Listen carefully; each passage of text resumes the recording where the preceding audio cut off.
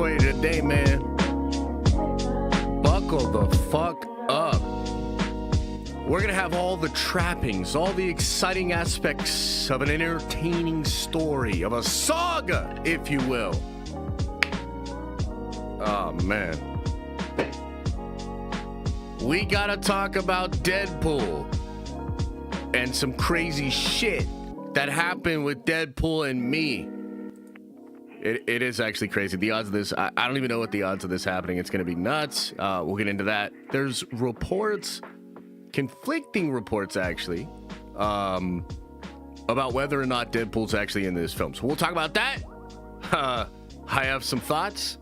Then we have to talk about how the Hollywood trades are feeding the Snyder Bros and how Superman ain't doing shit. So we'll get into that. That's fun. We have the X-Men plan that has been leaked, and it's fucking terrible. Oh my God. It's so bad, but luckily it's not real. At least I don't think it's real. So we're going to talk about it, and we're going to kind of be like, holy shit, this is so bad. We're all in agreement that this is so bad. So they better not do this shit. That's the point. That's why we got to be like, no.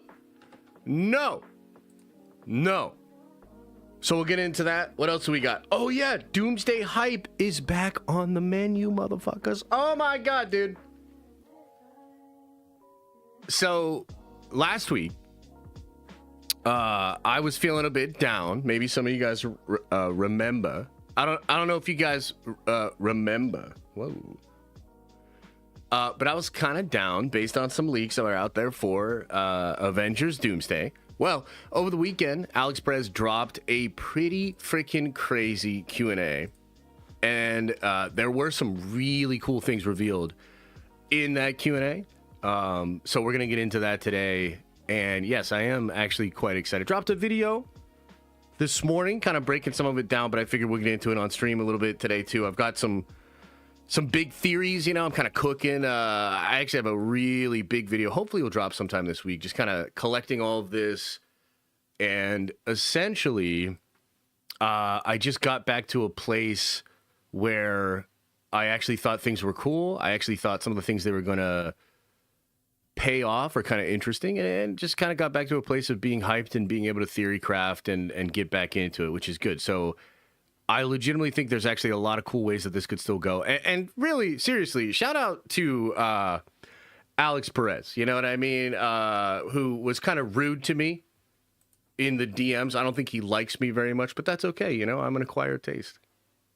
I still really appreciate Alex, and I like that he's like, it feels almost like you've got crazy leakers and scoopers that are trying to get you to be down on this stuff, and some of the stuff that's coming out is like, super lame. But Alex continues to be excited about stuff, into stuff. Yeah. So pretty cool. We'll see though. Maybe he's completely wrong and he's just getting our hopes up, and we're all gonna get fucking pissed when we actually get into the whole movie or anything like that. I don't even know what's going on in chat. I'm looking over here. You guys are acting a goddamn fool and being crazy as fuck again. So I don't even know what's going on. By the way, how are you guys doing, man? Did you guys have a good weekend? Hey Josh, I meant to ask last week, but with the announcement of the big studios like Marvel going to New York Comic-Con in October, since we didn't do a live stream for San Diego, maybe we'll do one for New York Comic-Con. Yeah, I mean, it's funny. We were going to talk about this a little bit on Friday, and maybe we'll get into it a bit today. There are some signs that like New York Comic-Con might be the thing now. It might be like the new San Diego Comic-Con. But here's the difference. Everything feels pretty spread out. So Hall H at San Diego was, it's a very dedicated hall. And they have all the same kind of presentations, and then there's a timing of it all. So Saturday night, or Saturday just in general, was always classically like the big day. Now, if New York Comic-Con were to do something like that and have stuff on Saturday or one of the days be like dedicated to the MCU or like dedicated to the DCU or dedicated to Star Wars or something like that, hell yeah, I'd be all about it. But I don't know that we're quite there yet. But, dude, New York Comic-Con does seem to be lit this year. I don't know. I was like, I don't know if I should go. You know, you guys know I'm just so fucking busy right now trying to get all this shit figured out. But damn, New York Comic-Con is looking really cool. Kind of feeling like I need to get in there. Kind of feel like I need to get there. Good weekend. Lots of water. Boats. But fights on Saturday were okay. The last feature fight was boring. Oh my God, I know. Should I start by complaining about that? Should I start the whole stream by complaining about the UFC? Oh my God, bro. You know, there were a lot of exciting fights. The spinning back elbows saved the whole card because those were both fucking crazy and kind of out of nowhere. Like, you were watching the fight and you're like, okay, boom, boom, boom, and then, whoa, you know, that kind of stuff. But, oh my God, dude, Hamzat is so fucking boring. Oh, man, you guys are going to get me, going, man. I am feeling fucking manic today. I'm feeling crazy as shit. I'm going to say some outlandish shit today, but I also kind of want to, like, not get canceled and end my entire career and everything, you know? So, look, this Hamzat guy is a pussy. He is a fucking fraud and a pussy, in my opinion. You're telling me this dude lays on top of somebody, blankets him for 25 minutes, lands an equivalent of one significant strike per minute, and that's domination? And that's everybody saying, like, oh, dude, if you don't like that, you're a casual. Get fucked, dude. Get fucked. No, that's not fighting. And if it were like, so back in the day, you know, in not just the UFC, but in some of these other fighting organizations or whatever, right? There would be no rounds, no timing. It was just who won. Okay? And I'm telling you right now, you take this dude's strategy and you take it back to that, he eventually, if you can't finish the opponent, if you can't get the opponent out there, you're not actually dominating. You know, it's this weird ipso facto bullshit. And I think every single person that is applauding that and thinks that that's the future of the sport and that Hamzat is this brilliant champion and it's awesome and all this shit, get fucked. I completely disagree. I think he refuses to actually fight. You know, I think that he's not actually getting into combat. But I know that there's a whole bunch of people that don't agree with it. I don't care. They're wrong. It was the most boring shit in the world. And also, too, I am so glad we're going away from pay-per-view. Because if this is actually what it's going to be, then there's no fucking way you can convince people to pay $70, $80 to watch this kind of shit. This is streaming content fighting. So maybe that's why they signed the deal with goddamn Paramount. Because they know they're losing stars, and the best people in the sport just want to blanket a motherfucker and lay on them for 25 minutes. Get the fuck out of here. So stupid. So stupid. Yeah, I don't know, man. It's just like, that's like I think it's the craziest take in the world. All these people that, number one, want to say that was an incredible performance. It wasn't. Like, how are you going to have one strike per minute, significant striking with full-ass ground control? And the thing is, there is a risk to improving the position to do damage. And the bottom line is this. Hamzat was so terrified that he wouldn't take that risk. He didn't take the risk to do damage. He would rather just avoid damage, avoid control, and just not allow DDP to fight the way he needs to fight. And that is boring. And this is in all sorts of different like sports and tactical games as well. Like, there are ways to do this in all kinds of different games where you basically like force the opponent to not be able to play the game. And every single time it's boring as fuck. Like, so I'll give you an example. In Magic the Gathering, there's a deck called Stacks. Are you guys familiar with this? A win is a win. All right. Are you familiar with Stacks? Do you know what Stacks is? Stacks is a type of game where you just stop the game from being played in a regular sense. Okay, so there are like really busted cards in Magic that, like, for instance, will stop you from drawing cards. There's really interesting cards in Magic that'll stop you from untapping lands. There's Stacks cards that'll stop you from casting spells out of your hand. And so a Stacks game, or a player that plays Stacks, is like one of these players that just wants to come in there and ruin everybody's fun. And is a stacks deck very good? Yeah. But fuck you if you play a stacks deck. And it's the same thing in MMA. It's like everybody wants to say like, oh, this is so brilliant, this is so cool and all that. It's like, no, dude, like that is lame. It is fucking lame. It takes the game away from what it was designed to be. And I just don't appreciate that. So that's the same way I feel about Hamzat, man. Dude, I think this dude's so pussy. I think this dude is so fucking, he's so stupid too. Like his attitude, the way he speaks, he's so flippant between being the most egotistical, scary boogeyman type of motherfucker and then being like this little humble bitch boy pussy dude. Like I can't stand this motherfucker. I cannot stand this motherfucker. So yeah, that's my thoughts. Any questions? That's my thoughts on Hamzat Chumayeth.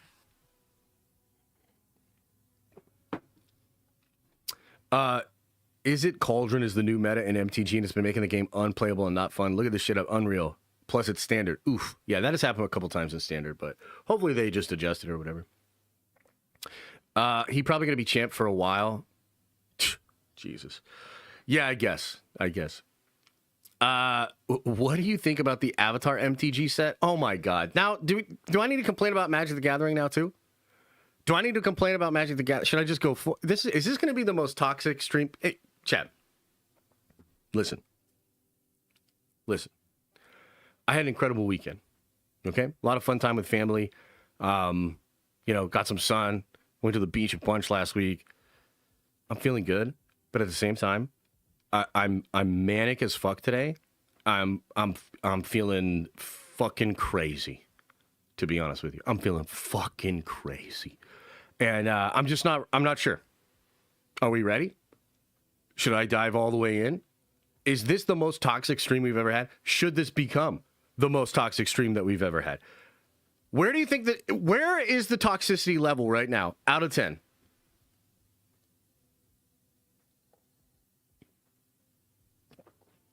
I'm feeling fucking crazy, dude.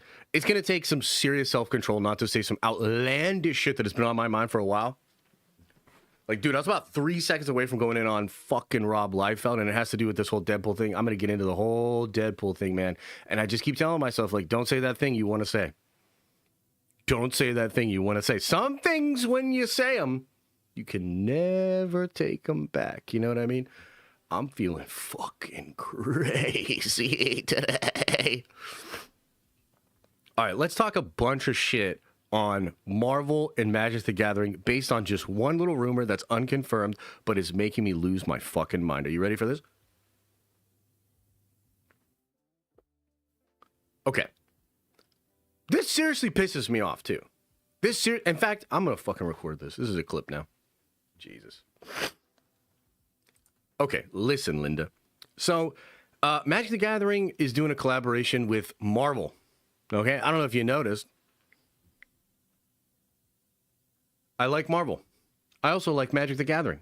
So I was quite excited for this collaboration, okay?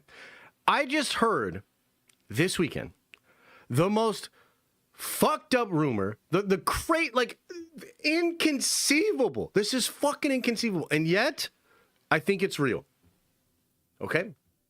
So, Magic the Gathering, Marvel collaboration. What could go wrong? Well, let me tell you a couple of things that have already gone wrong. So, apparently, according to the licensing agreement that Wizards of the Coast signed with Marvel, they cannot have these cards in their digital card game. So Magic the Gathering is a trading card game, but they have a digital version where you can like play the game on your phone or play the game on your computer and, play other people. And so I'm pretty sure there's a lot of people that were excited for the possibility of playing your new Spider-Man cards in that format digitally, right? Because it's hard to find a game in person. You know what I mean? We all don't go to the movies because we all just want fucking convenience and all that, right? So anyway, this came out a couple of months ago. They will not allow Wizards of the Coast to have those cards in the digital set. So just follow me on this because this isn't even the most fucked up part, but it's pretty crazy. So let's say you have a card in the Spider-Man set that's a 2-drop. It's Spider-Man, and it's a 2/4 creature, and its special ability is Flash, and you can fucking untap it to tap an opponent character.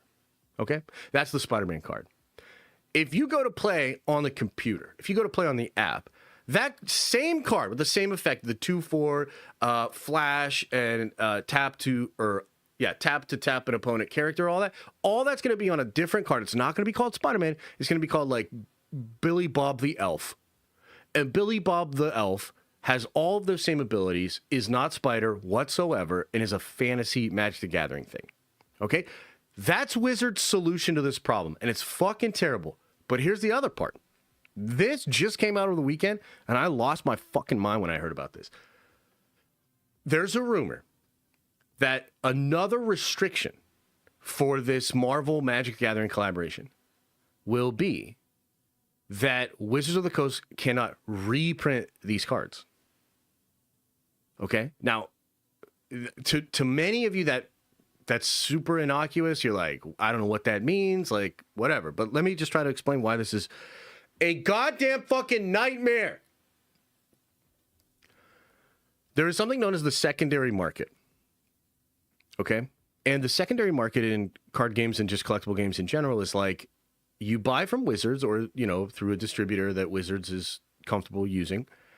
That's the first market, primary market. Secondary market is what you buy on eBay, what you trade in the shop for. The secondary market is singles. It's cracked packs. I mean, I guess technically it could be boxes and stuff like that. But it's like you buy them from eBay sellers. This, that, second, and the third. Okay? If this is true, it means that these goddamn boxes, these actual Marvel MTG cards, are going to be some of the most rare and most sought after cards ever. Ever. Okay? That will potentially break the market. We have never even seen anything like this. Now, there have been sets that are a little bit more scarce. Okay? But we've never experienced anything like this where this incredibly hyped up thing that they just pushed at San Diego Comic-Con and everybody got all excited. And it's like, dude, they've been talking about it for years. If this happens, this means you will not be able to buy a box of this set for like less than $500. Right now, just from the rumors of this, the collector box pre-order price is around $1,000. $1,000? $1,000 to get a fucking collector box of this. Bro. All I wanted to do, chat, was get some cool Marvel MTG cards and build some decks and play and have some fun. There's no fucking way I'm going to spend $1,000 or even hundreds of dollars. Like, dude, what is this? Hundreds and hundreds of dollars for this? And the other thing that's crazy is that, so according to this rumor, Wizards figured this out. There's nothing they can do. And that's why almost inconceivably quickly, they switched from hyping up the Marvel stuff to hyping up the Avatar: The Last Airbender stuff. And there's a rumor that there was this big meeting, this big corporate meeting, where Hasbro and Wizards of the Coast figured out a solution to the problem. And guess what the solution is? Downplay the set and act like it doesn't exist. Are you kidding me? How could this be? This is the craziest shit. There's like,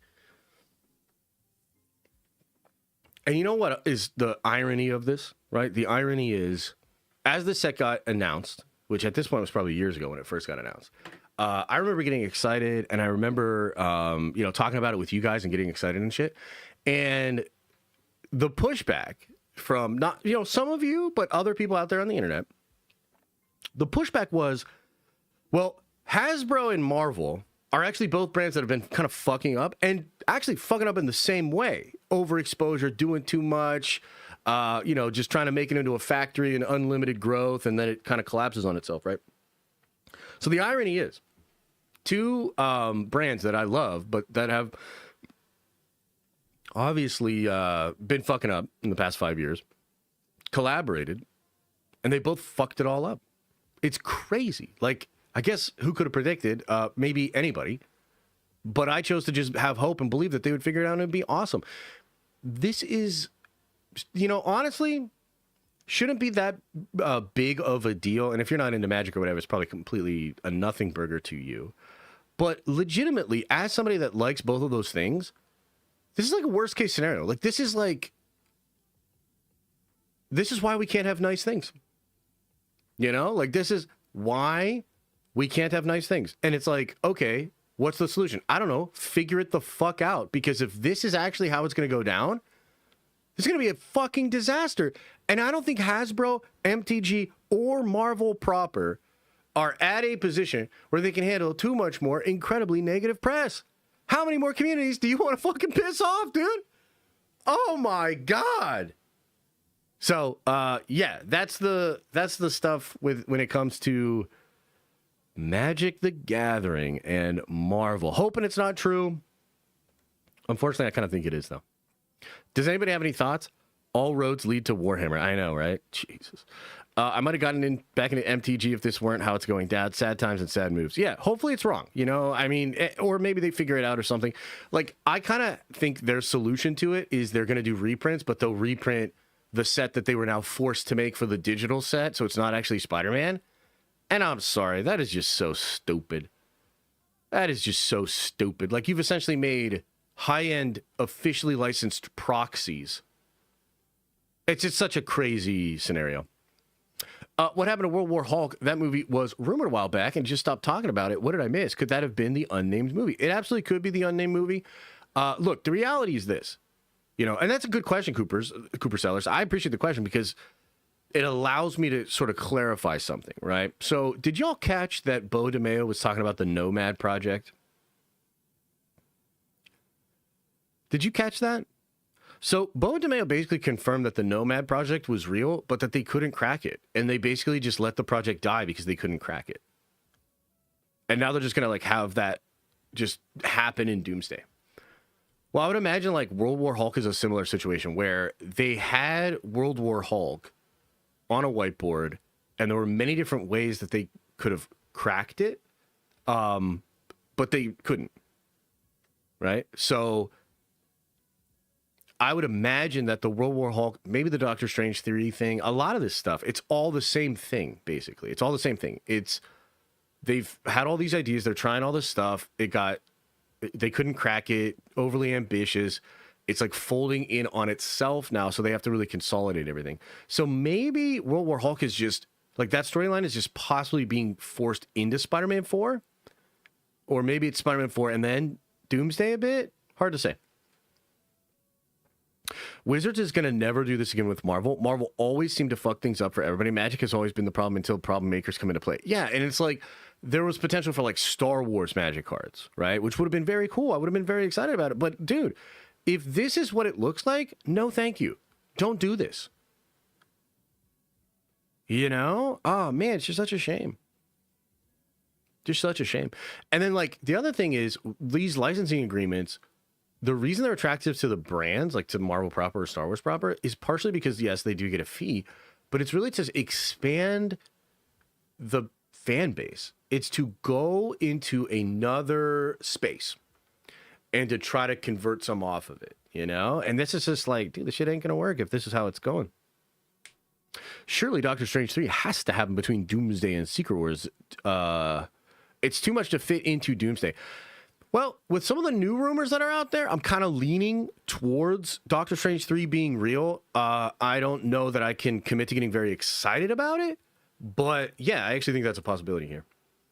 Oh man, let's see here. Sam Shills, man, appreciate the $20 hauler, but it seems like it's kind of a sad message. Says, hey Josh, just saying what's up. My uncle passed away and had to go to his funeral this weekend. Just want to say I appreciate the Warhammer faction stream that I watched after it. Been playing on and off since 2006. Oh, thanks, man. I really appreciate that. I'm sorry for your loss, brother. It is kind of funny how, dude, life is just crazy, right? And it's full of ups and downs, and there's truly tragic moments. Sometimes, it just feels like life is just, what the fuck? And I've been there. I've been there before. And content or a show or a movie has this ability to kind of distract us, help us cope a little bit, and so I've been there, and it's just funny that You know, I hear that all the time. And I always try to like make it a point to internalize that. Because, you know, like everything I do, it just feels so grindy and it feels like we're just on the content assembly line, you know, a little bit. And I could be a little bit burnt out. And then I hear stuff like this and it just makes me feel good where it's like, hey, like you're providing something that's just helping a little bit, just a little bit of help for some people. So thank you for that message. And again, I'm sorry for your loss, man. I think they should stick to what made you great and refining what's there. Same way the tutor is the best tutor. We need a best version of everything in MTG. Oh, I must be, I don't know, brother. Maybe I'm missing a little bit of what you said there, but Powder Plus with a 10 spot, man. Damn. Says Josh, I don't think I ever got knighted as a nerd Avenger. Could you knight me, sir? Haven't said a chat in a while. Bought 3 more cars for my collection. LOL, Nerd Vengers for life, dog. Unity. Oh my God. Well, dude, welcome to the Nerd Vengers Powder Plus. 3 more cars. Send one my way. You need the P.O. box? Do you need the P.O. box number? I'm going to sneeze, guys. Hang on. I'm going to sneeze.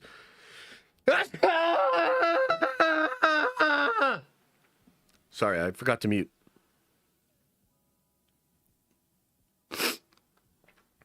All right, anyway. This dude's balling over here buying fucking 3 cars. Appreciate you. Maybe you can buy us all Magic the Gathering cards because we're fucked. This shit's going to cost thousands of dollars. Okay. Okay. Now, should we talk about some good news, some bad news? Should I just lay it out there for you guys? Should we rip the Band-Aid off? Can I tell you how this week's going to go? All right, I'm just going to say it. No stream tomorrow, no stream Thursday, okay? Let it out of your system. Let it out of your system. Let it out of your system. Get mad about it. No stream tomorrow, no stream Thursday. I will stream Friday, okay? Now, listen. I can't talk about why. I'm NDA'd out of my mind, but here's what I'll say. Good things are happening. Good things are happening. I know. Let it out of your system. It's okay. I understand. Guys, we're really close on a couple of things here. I need to round the corner on a few things. This includes Unity. This includes stuff for the channel. I just have a lot going on this week. I'm trying to catch up. So I need to take a couple of days off this week. We'll stream Wednesday, do a really good one. We'll do a really good one on Friday. But no stream tomorrow, no stream Thursday. Now, Wednesday night, I'd like to actually get back into some Marvel Rivals streaming. So maybe we could do like a Marvel Rivals stream where we play some Marvel Rivals together and just hang out, do some gaming, and just hang out Wednesday night. But yeah, unfortunately, no stream tomorrow, no stream on Thursday. I'm sorry, but I got to. Boat Smoke says, "Hey Josh, hope you and the fam are well. I'm cleaning my house, getting ready for more to move to VA. Watching the replay. Love y'all. Doom Avengers Unity. Hey, appreciate you, man. Moving to VA, huh? Interesting. Moving is a pain in the ass, brother. Moving is a pain in the ass, but it can also be cool because it's like a new beginning kind of thing, you know? So there you go. Next Diamond stream. I don't know, man. I mean, to be honest with you, I'm not too keen on doing a Diamond stream. You know, like I think maybe, here's what I would say. If the world was a little bit less fucked up right now, and I know we all have our opinions and everybody has their own political beliefs, etc., but I don't have a lot of positive things to say about the state of the world right now. And I don't know that a Diamond Lounge stream would be very productive for us right now. You know? Yeah. So maybe let's wait a couple weeks. Maybe we can round the corner on some of this stuff. And then we can talk about it. Josh, sorry to disappoint you, but my life isn't based off you streaming or not, sir. Take your days off. We will see you then. Okay, thanks. Thanks, Joven. Kind of a weird way to say it, but thank you. Legend of Sage. Am I saying your name right, dude? Says, the idea of Doc Strange being a one-man Illuminati taking out the other universes sounds crazy good. Well, I don't think he's going to be a one-man, but yes, it is crazy good. And I actually have some really interesting thoughts on that. But yeah, we'll get into it today. Powder Plus says, I would, but they're not legal in America, brother. Oh, okay. Gotcha. No worries. You missed my $10 Warhammer super chat. Oh, shit. Okay, let's find that. Let's find that shit. Hey, Ben, thanks for the sticker and the 10, brother. Appreciate you, man. Rossi says, I watched 4 to 5 hours of Warhammer videos this weekend. I'd be Raven Guard. Ooh, okay. It's cool how each chapter has a gift and a curse from the Primarch gen. Yeah, their genetics. Makes you have to pick your poison when choosing. Yes. And that's awesome, brother. I'm glad you're getting into it. Yeah, I sort of call it a grimdark twist. Every faction has a grimdark twist. It's like, you know, there's no good guys, but there's also nobody that's not flawed. Like, there's a lot of flawed people. But yeah, no, all the Primarchs had a very unique, you know, genealogy, their gene seed, and the way that their sons, the Space Marines, adapt to that is really interesting, for sure. So I'm glad you're there, man. Hell yeah. Any of you other motherfuckers get into Warhammer? Everybody figure out it's the best or what? Yesterday, Games Radar did an interview with Simon Kinberg, and he said his inspiration for the new trilogy he's doing is Andor. Thoughts? Also think Mando Grogu gets $1 billion. Should we talk about that a little bit? Do you guys want to talk about this Simon Kinberg thing? Throw one into the chat if you want me to, like, get into a whole thing about this with the Star Wars thing. I mean, I could just say, okay, and move on. But, yeah. All right, maybe I'll try to keep it brief. So, the Simon Kinberg trilogy thing is wild. It's a really weird story. And yes, he did come out recently and say his inspiration for the trilogy is Andor. And he obviously, like, he praises Andor a lot and says it's, like, great sci-fi writing and all this stuff, right? So, I think the next question would be, what does that mean? Like, he wants to be inspired by Andor. So does that mean then that Star Wars itself, or the next Star Wars movies, will not embrace the fantasy adventure elements and would rather do like a deconstruction, a sort of Sorkin type, more adult, more like, I don't know what you call it, elevated genre kind of a take? Is that what that means? I mean, part of me thinks maybe, and it does feel like that could absolutely be in line with Kathleen Kennedy, and Andor is probably her biggest success as of late. You know what I mean? I obviously don't like it. There's other people that don't like it, but it did chart, probably going to win an Emmy of some kind, and there's currency there. Like, Andor is clearly, like, Andor did enough in the second season, even though if you really drill down into those Andor numbers, they're really not great.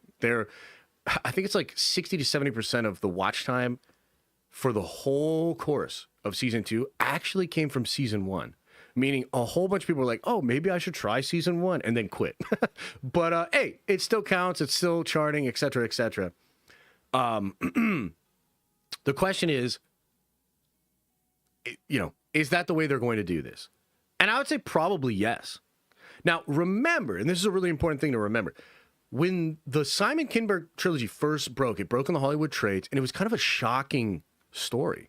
And other reporters, I believe it was Bespin, reported that people within Lucasfilm, like actual executives, which to me means maybe Dave Filoni, actual executives at Lucasfilm were shocked at this announcement about the Kinberg trilogy.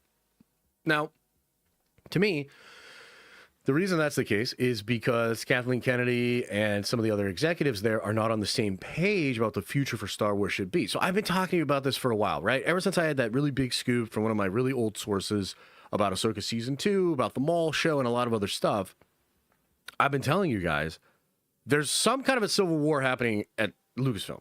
There's like one camp that wants to, the way it was said to me was, how was it phrased? Not a reboot, but they want to completely reshape how the creative overhaul. There's a camp inside Lucasfilm that wants to overhaul how they make content. I believe that's Dave. And maybe others. And then there's another camp in Kathleen Kennedy that wants to just keep doing what they're doing. whether you like what Star Wars has been doing or whether you don't like what Star Wars has been doing over the past 5 to 6 years, one thing's pretty obvious. Lucasfilm, under Kathleen Kennedy, likes to act like nothing is wrong. This attitude is echoed in a lot of their executives, their actors, the writers, producers of the shows. They all just want to act like nothing's wrong. And despite all of the evidence that there's a lot of stuff wrong, they're not going to admit it. They're just going to keep going. And so to me, this whole Kinberg trilogy thing is quite interesting because I think it's just Kathy, that camp, and they're like, oh, well, we're just going to do a trilogy during the sequel era.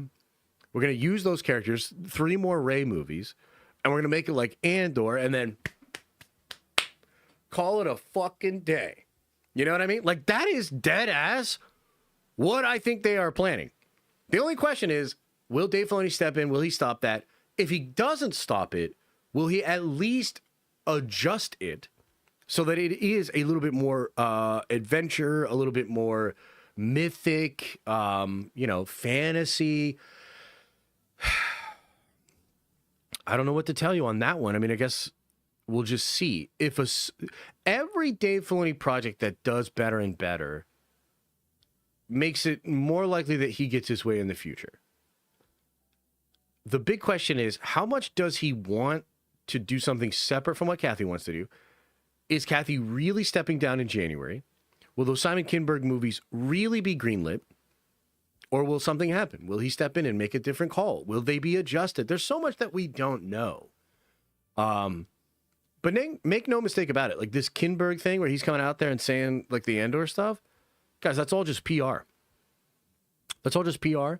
It's all just him trying to say like, oh, people like Andor? Guess what? My shit is going to be like Andor.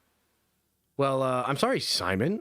You don't have a great track record on any goddamn scripts, any goddamn writing, any goddamn movies. So get fucked. You're trying to ride the coattails of, Gilroy and Andor and this success and this new wave and all that. It's like, brother, look at your report card.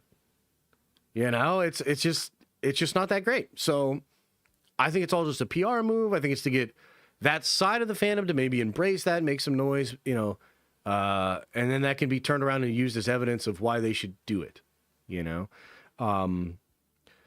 That's what I think is going on with the Kinberg thing. I'm hoping that more info comes out. I'm hoping that more of this is revealed, but I'm not sure. So that's my take. Any questions about this?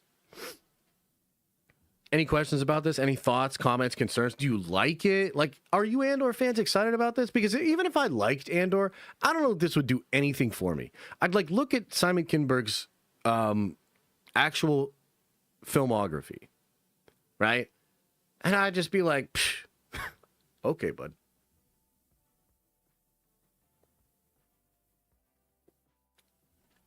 My only question is, can we move on? What do you mean? Like to Warhammer?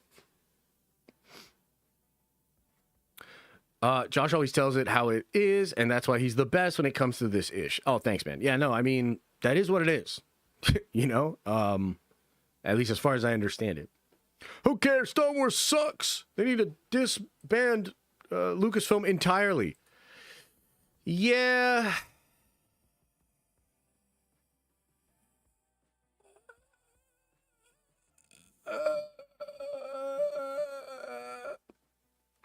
Yeah.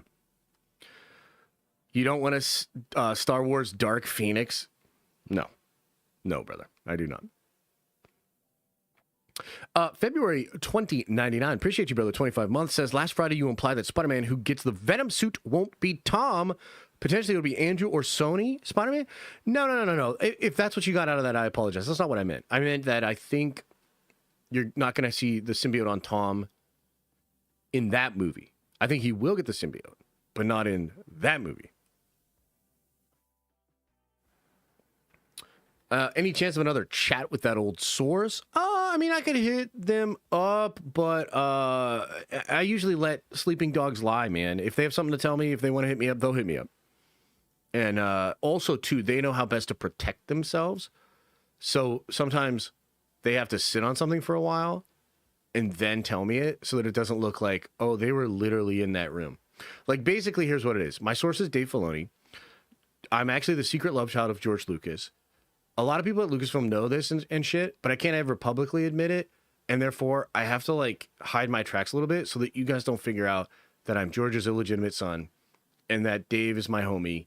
And we all have a group chat where we talk mad shit on Kathleen Kennedy. Like, bro, we all hate her ass, you know? But anyway.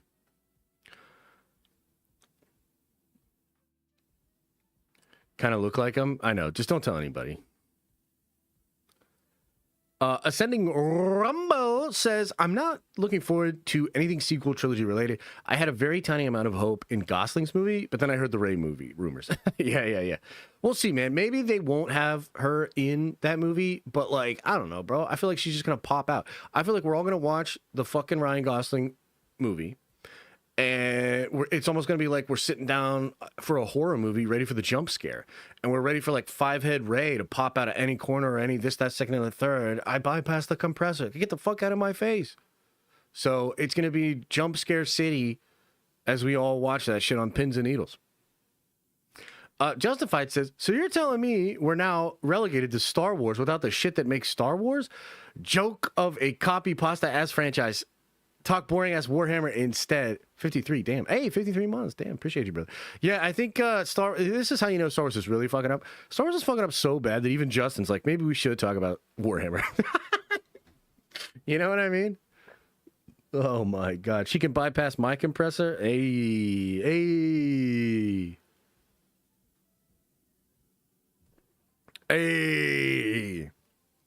Hello, buddy. I just wanted to say I've been hearing stuff about Doomsday showing up at D23. Can we believe this? Maybe.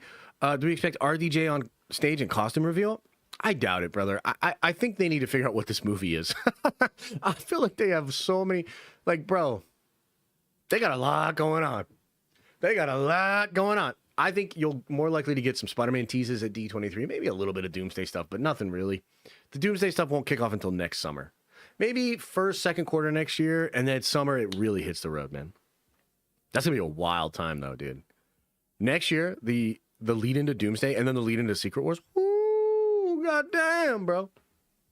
Ooh, goddamn. That's going to be crazy. Hang on, I need a little bit of Pellegrino. Hang on.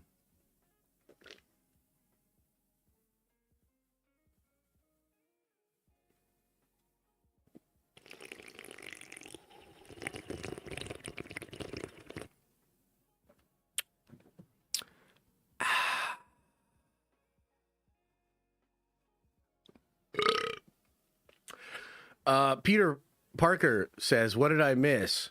Oh, dude, just a Bureau commercial. We're all about Bureau over here. You know, we want to taste fermented old-ass vegetables with none of the fun of getting a buzz. You know what I mean? Like, I came to realize that this new generation, it can't, like, dude, you know, we always make fun of this new generation because they suck and, you know, they're unmotivated, lazy, broke, stupid, low T, you know, everything else. But the reality is, now that I see the light, now that I understand we could all have the fun of drinking a bunch of fermented old vegetables and plants with none of the buzz and excitement and social lubricant of alcohol. It just all came together. I totally get it. Bureau, new generation, all about it. All about it.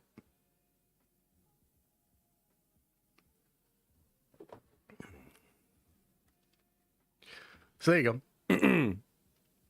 Bureau makes you gassy? How would you know that? How would you know that? Okay, should we get into... That's a Star Wars segment. It's been... Star Wars Benjamin says, instead of nasty Pellegrino, grab a lukewarm Bureau. Yummy. Hashtag Star Wars sucks. Hashtag Warhammer is the future. My man. My man. I'm surprised Josh hasn't said anything about that other 5-head actor saying they want to be Spider-Man. Oh, we'll touch on that later. Also, that's not very nice, dude. I mean, she does have a big-ass forehead, but come on. Okay. I missed your super chat. My bad. I'm not looking forward. Oh wait, is that not it? What if Gunn splits the difference by having Reeves do his trilogy, but say both films are prequels, DCU bats, and they recast Robert Pattinson or age him up for Brave and the Bold? That's actually a good idea, brother. I'd be okay with that. We can talk about all that in a second. We'll talk about DC and that whole situation. I mean, it's a weird one. And by the way, the trades, dude, the trades. I thought it was so funny that they dropped the Snyder bro bait yesterday, and of course it worked. And of course the internet went fucking crazy, dude. So yeah, we'll get into it. Poor Bella Ramsey, it's not her fault. Her head is round. I got a red head. I got a round head too. You know what I mean? I got a round head. I figured it out. All right, anyway, should we talk about Deadpool, guys? So this is going to be a good segment. I'm excited because something absolutely truly absurd happened over the weekend that kind of proved to me that we live in a fucking simulation. And it has to do with Deadpool. It has to do with my mom. It has to do with that cardboard cutout and a flagrant as fuck tweet that I had made about Deadpool himself. But there's also a lot of stories about Deadpool, X-23, all these different characters being actually in Doomsday or in Secret Wars. And there's like dead ass conflicting reports between the Hollywood trades, which is like very rare. Like that is a very rare thing, although it's happening a bit more and more these days. So anyway, let's start by telling you a wild ass story about Deadpool. So, oh man, this was Friday night. Okay, now mind you, this was Friday after a long week of dealing with you guys. Okay, and you know exactly how terrible you are. I love you, but you're terrible as shit. Enough to make a preacher curse. So this was after a long week of dealing with fucking chat. Okay, and I'm at the gym, and I'm just trying to cool off. You know, I'm just trying to get some cardio in, you know, lift a little weight, and feel good. You know, relax. Okay. As this is happening, I see on my timeline all this stuff about Deadpool being in the film, not being in the film, this, that, second, and the third, and then I see Mr. Rob Liefeld, who won't shut the fuck up about Deadpool, Marvel, royalties, and all of that. And it's getting real fucking tiresome. You know what I mean? I like Liefeld. Honestly, I like Liefeld probably more than most motherfuckers because I actually give him a lot of credit for the sort of manga-esque fluidity of his storytelling on the page. I actually think a lot of people talk shit on Rob and like, oh, he can't draw feet and all this, that, second, and the third. And the reality is he's actually a pretty good cartoonist. Not necessarily the most anatomically correct, but he's a good cartoonist. But this whole fucking arc he's on just because Kevin Feige wouldn't like give him a handy on the fucking Deadpool and Wolverine red carpet. It's tiresome. It's annoying. It's boomerish. I'm over it. So anyway, I'm getting fucking pissed, right? At the gym. And I make one of my classic, absolutely crazy, completely outlandish tweets. I'll pull it up for you. Let me find it real quick. Because you have to see how crazy this tweet is to fully appreciate how ridiculous what happened next was. So let me get this pulled up for you. Okay. Check this out. So I tweeted, let me get this here so you can see it. Quote, fuck Deadpool. Hope he dies. First seen in Doomsday. Goofy bitch fuckboy hero for real. Okay. Now, I made this tweet because I was pissed and because it's fun to be outlandish and crazy on Twitter. Okay. Dead ass. As I'm heading back from the gym, my mom calls me. Okay. She's in town because it's Liam's birthday. Okay. And she's like, I want to drop off some presents for Liam. I know we're celebrating tomorrow and we're going to do that. But I just want to come over and say hello and good night to him. Oh, and by the way, Josh, I have something for you. I have something for you, Josh. And I was like, oh, dude, that's so nice. Like, thanks, Mom. Like, that's so nice. I'll see you in a second. Okay. So she comes up. She's got all this stuff for Liam, et cetera, et cetera. She proceeds to literally unbox a Deadpool cardboard cutout. The one that's right behind me. That guy. Okay. So it like you can't make this up. Like, what are the odds of that? Like, what are the odds of that? Why would my mom even have a cardboard cutout to give me? Okay. And then on top of that, what are the odds that it's a Deadpool cardboard cutout less than 20 minutes after I make one of the most outlandish, crazy, shit-talking tweets about Deadpool I've ever seen in my fucking life? Okay? Like, seriously? That's basically impossible. Like, that is basically impossible that happened. So, anyway, I just wanted to share that with you because I think it's really funny. Now, look, I was trolling a bit. I'll be completely honest with you guys. I really don't love the Deadpool character. I like the movies. I don't read a lot of Deadpool. Kind of never really been into Deadpool. Okay? There's some stories with Deadpool that I think are really interesting, but honestly, the stick is a little tiring for me. I prefer more serious stuff. Like, I think you guys kind of know my sensibilities. Frankly, Deadpool's a little bit too much like James Gunn for my sensibilities, okay? So there's like a nugget of truth here where I'm like, I am kind of over Deadpool. I actually don't want Deadpool like fourth wall breaking, interrupting the other characters, joking the entire time for Doomsday. I'm trying to figure out a serious ass movie with, like, first of all, like Dr. Doom RDJ. Why does he look like that? What is going on? What's up with the multiverse? Everything's breaking. It's supposed to be, we're supposed to be like, oh my God, the stakes are so high. And this shotgun joke, dick joke idiot would, in my opinion, threaten the tone of what I think Doomsday should be. So there's a part of this shit where I'm actually serious. Like, I'm actually serious. I don't want a whole bunch of Deadpool. Having said that, like, I'm not against Deadpool and Wolverine and, X-23 and these characters being in it, okay? But let's get to the heart of the actual issue here. Are they in this movie or not?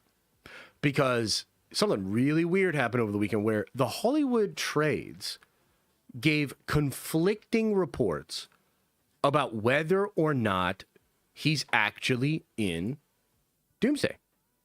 So I believe first was the Hollywood Reporter, and they said he was in Doomsday. Then after that, I believe it was Deadline that said they have heard that he's not in Doomsday. Okay? And then the Wrap kind of came in and clarified this a little bit. And apparently they are in both movies, according to the Wrap. But there's some conflicting stuff. Some people just don't want to reveal it. Marvel's being very close-lipped. Marvel's lying, essentially. I think they're probably all in there, okay? I would assume, just given what we actually know about this movie, Deadpool, Wolverine, there's potential for them to be in the X-Men universe, be in the X-Mansion, be fighting in that big fight with the X-Men versus the Avengers and shit. That's one way it could go down. But I also think Deadpool could be with Team Loki or something to do with the TVA. And it really does seem like, either way you slice it, it seems like this movie, Doomsday, is going to get to a point where, like, either all of the multiverse is gone or most of the multiverse is gone. And then it's like, it's just the Void and the TVA and potentially where Loki is at the Citadel at the end of time, right? That's probably where Deadpool could come in. And I think there's room for Deadpool to be a part of this film, especially towards then, and maybe there's even some room for some humor and stuff like that, as long as the tone is fine then. And then, I would expect, we're going to find out why Thor is crying. Deadpool's probably going to make some sacrifice in the next film, this, that, second, and the third. So, for you Marvel fans, I know it's been a wild ride over the past couple of days, and people are saying he's not in it, people saying he's in it. I think they're in it. I'm a little concerned. I hope he's used sparingly. And then maybe in Secret Wars there's room for more fun, because Secret Wars just seems crazy. Like, Secret Wars seems like there's just going to be so much going on, so much recontextualization of heroes, settings, locations, all of that, right? So that's kind of the thing. And I wanted to clarify this too, because I know a lot of people were getting butthurt that I was being so anti-Deadpool online. But that's it. That's kind of where I'm at with it, guys. Like, those are my thoughts, where I'm just like, oh, Deadpool, like, I just don't know. I am kind of over it. At the same time, I know that movie made $1 billion and they need all hands on deck to get people as excited as possible. I still have my concerns. I still think it's happening. And now I got a goddamn Deadpool fucking cardboard cutout to boot. So that's what happened. What do you guys think, man? What do you guys make of this? Again, I think the Wrap is pretty much clarifying that they will be in both films. Probably barely in the first one, though. Deadpool VR though, yeah, you know what's interesting? So like real talk, like I'll be completely honest with you. When I signed the paperwork for that arrangement, I didn't actually know what the game was. Okay, and I was hoping that it would be like Iron Man or something like that. And when they said Deadpool initially, I was a little disappointed. Now here's the thing that I'll say though. When I got my hands on that game, it blew me away. They used the Deadpool character in a really clever way with the mechanics of VR, and it's actually a match made in heaven. And I don't think you could do that with any other character. Like I was thinking about it, maybe Phantom X a bit.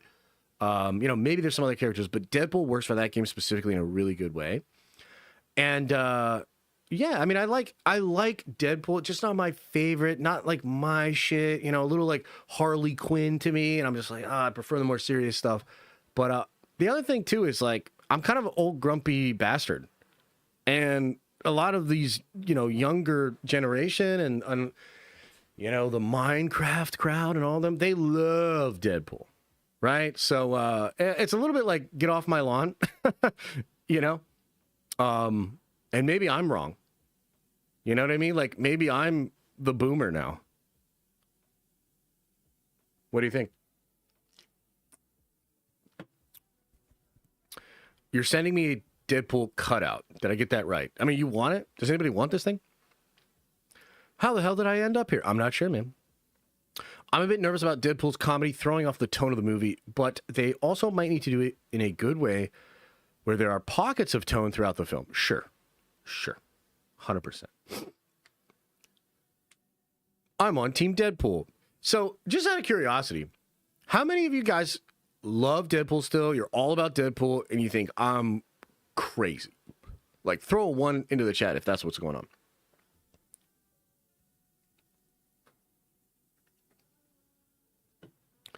Yeah, the lack of comedy did well for the Fantastic Four at the box office. No! How dare you?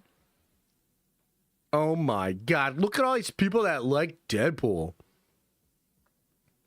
Jeez. I'd love to see him in the film, but he does not need to have a lot of screen time or a character arc. Fair. Yeah, so I think at the end of the day, man, Deadpool's going to be in it. Wolverine's going to be in it. They're very popular. That movie was very popular. I get it. It's just I'm not super excited about it. And I'm a little concerned, and I just hope they can use him in the right way. You got to be careful with that, dude. I like Deadpool, and I'm concerned about what he could do to the tone of the movies. Yep. I think there are a lot of people that have that concern. Hopefully Marvel's aware of that. They should be. That should be an obvious potential issue.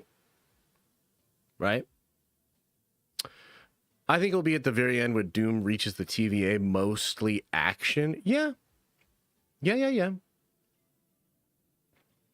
He's funny, and the music is always nostalgic for me. Okay, there you go. Just use him in a comedic scenes. Yeah. That we'd have to believe that the Russos could handle it well.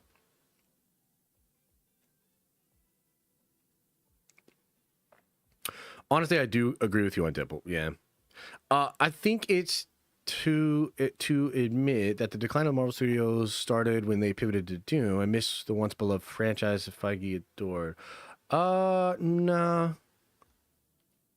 Thoughts on Snyder saying there is tension on set, run of the mill, or eye catching? Oh, I mean, I had a whole take on this last week, but I'm glad there's tension on set, and I'm glad that Downey's taking such ownership of this shit. You know what I mean? Like, did he get handed $100 million? Yes.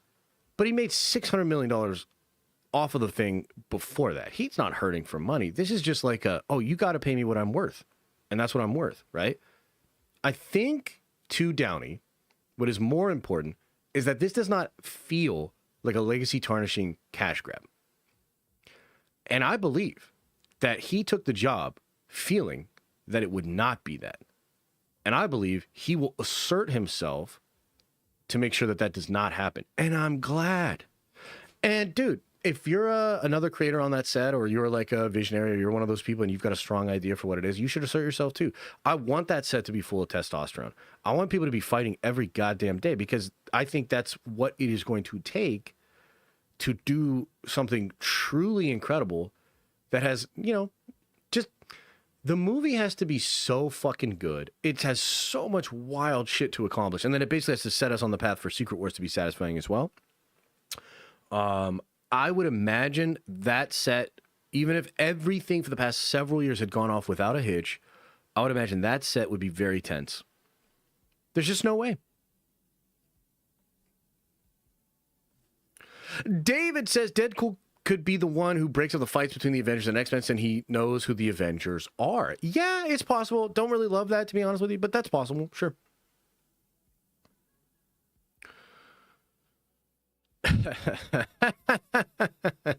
Oh my god.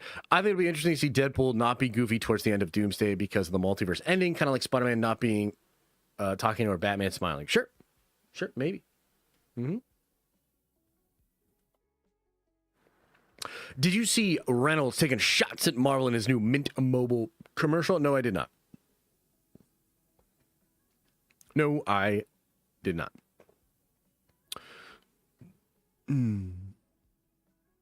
Deadpool and Wolverine is titties and titties. Don't need to tell me stories. Stop this narrative already.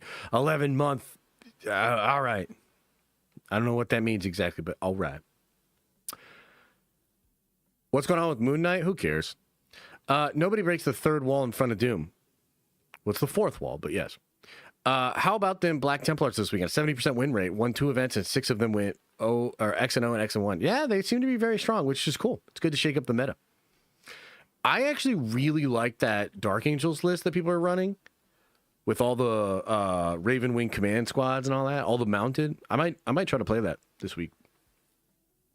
Chicken Jockey says, watch those wrist rockets. Member for 35 months. Appreciate you, brother. O. Elvin with a $20 haul, very generous, says, to stop the incursions, Doom goes to all the universes recruiting everybody to join him in Earth Prime. Not everyone gets along and a fight breaks out. All the heroes from the universe arrive at Earth Prime, creating Battleworld Finn. That's one way to do it. I don't think that's how they're going to do it. But yeah, there's certainly some interesting ideas in that.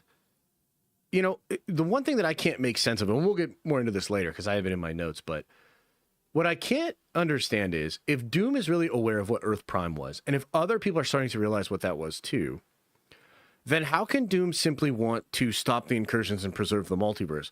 I don't think that doesn't make sense.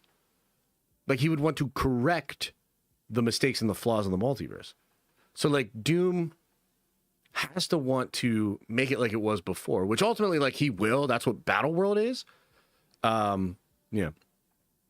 Logan says, will Toby or Andrew be in Doomsday? Will we know the leads leading into Secret Wars, or will they try to keep them hidden?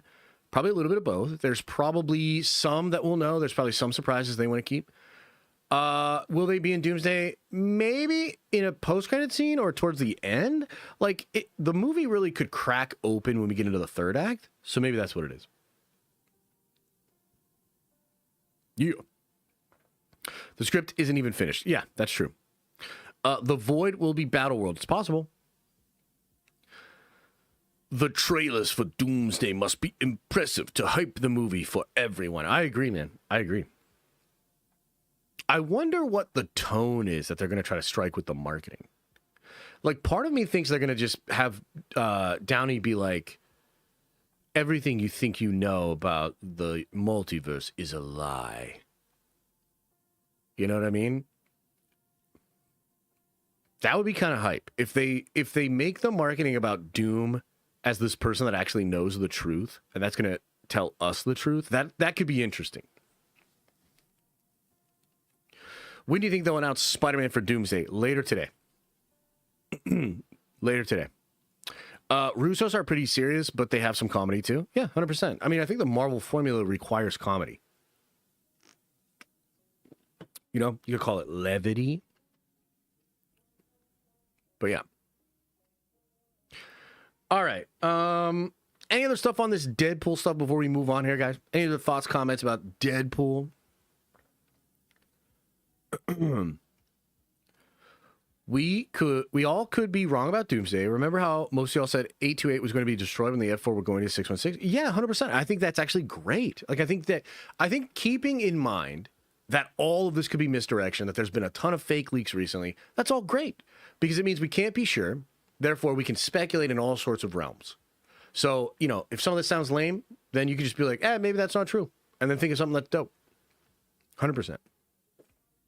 Though announced Spider-Man today, I wouldn't be surprised if there was an official announcement about Spider-Man and Doomsday today. Line in the trailer for Doom, when you mess with time, time tends to mess back. Ooh, that's chilling. I like that. Nice little callback. Josh, what kind of accent do you think RDJ will do in Doomsday? If he starts talking like Doolittle, I'm walking out of there. I think it's going to be like, hi, my name Jeff. Except it's going to be like, hi, my name Victor. My name is Victor. I'm Dr. Doom. You know, that's kind of what I'm hoping for. You know, like really subvert the expectations. My name is Doom. Hell yeah, dude.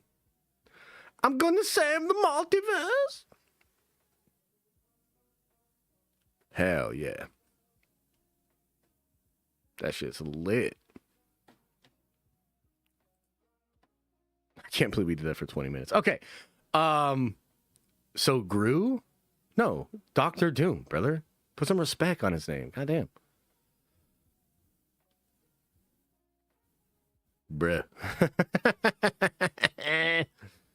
Woo! I told you it was going to get crazy up in this bitch today. Also, I got a sore throat. Can you notice? Do you guys notice? Does my voice sound raspy? Do you remember that Friends episode where Phoebe got the cold and then like everybody started loving her music? And then she lost the cold, and everybody's like, man. Do I have a raspy voice? Do I sound really sexy today? No? Fuck, okay. Shit. Who's going to beat Hamza? Hopefully immigration. I'm just kidding. That's fucked up. I shouldn't say that. Who's going to beat Hamza for real? You know, I think Strickland could do it. Homeland Security, you know. I think the big question would be, can Drakus do it? Because, like, look, man, Drakus DDP got fucked up, bruh. Like, he got fucked up. Oh, ice cold, I like that. He got so fucked up that it's almost inconceivable that you should book a rematch. Like, he got so fucked up that, like, Drakus needs to go learn how to wrestle, you know, or figure something out, because it's almost to the point where, like, you don't want a rematch. Like, do you guys want a rematch? I don't want a rematch until I see improvements, you know? Strangely enough, I think Strickland actually could be a good matchup. Maybe Izzy comes back into the fold. You could see maybe the technicality of Izzy being able to get there, maybe. I don't know. It's tough, bro. Grinning Wombat with a 10 spot says, do you think Thanos was sent on a mission by Doom? No. When Thanos and Iron Man meet, he says Stark, and he looks confused, like he recognizes his face, and said Tony isn't the only one with cursed knowledge. Yeah, maybe there could be something there. I'm not against it, man. I'll tell you this, Mr. Wombat. Can I call you Mr. Wombat? I would say this. If they actually did figure that out, dude, that's cool. If there's something to that, that would be really cool. You know, I had this theory because in the Thanos wins story, or maybe it was one of those Starlin ones. I forget one, because he goes like on a saga. At one point, Thanos becomes eternity. You know? And I always thought, like, man, so we've seen a little bit of eternity in Love and Thunder. But, like, what if, like, in Doomsday, it's revealed that Thanos is eternity, currently? Like, the current eternity is Thanos. That would be really cool. And perhaps a way for... It's Infinity Gauntlet? That's an Infinity Gauntlet? Really? Well, oh, no, you're right. It is an Infinity Gauntlet. But no, I'm talking about something else. I'm actually talking about a different story. This was after Thanos wins, and he becomes eternity. And then there's a Thanos... The present-day Thanos kills the eternity Thanos, and then present-day Thanos... This was when there was nobody could die. Do you remember this, Trev? There was like, Starlin did that thing where it was like nobody could, or everybody perma dies. Yeah. Pitch Perfect Field says, Josh, you should pick the Fantasy League draft order on stream. Nah, but I will do it later today. Just somebody's got to remind me, or they got to remind Elisa later in the day. Like, Palp's awesome, dude, but he hit me up like 20 minutes before stream. That's bad timing. And then I asked you guys to hit me up Saturday night, and I don't think nobody did. You know? But I'll try to get to it today, man. Isn't that the heart of the universe story, Josh? I think it is, yes. I think it is. Do you trust the Russos with Doomsday? Their post-Endgame movies were mid-around, mostly due to the lack of emotion and depth and social commentary like Cherry. Will they do better back at Marvel? I would imagine so, man. I would imagine so. I think that they're... You know what I think it is? I think the Russos work great with archetype characters. I think when they get out of strict archetypes, which, like, Marvel characters are just these defined archetypes that have been around for, like, 40, 50, 60 years. I think they play really well when those archetypes are established. But when they go outside of that and they're in these other places, I just feel like they're not great at pulling out those character moments. Does that make sense? So I actually do think the Russos will be great on Doomsday. I think they're kind of like perfect for the cape shit. Like they just might have it like that for cape shit. Yeah. Okay, should we talk about Supermans and the DCU? Should we talk about that? You guys want to talk about that?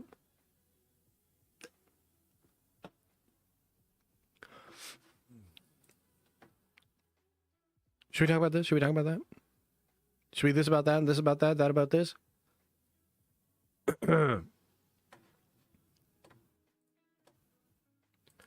Superman! Is it a flop? Is it a smash hit? It's fucking neither, and the internet can't handle it. I want to show you what's going on. So check this out, man. Variety. Oh, man, Variety.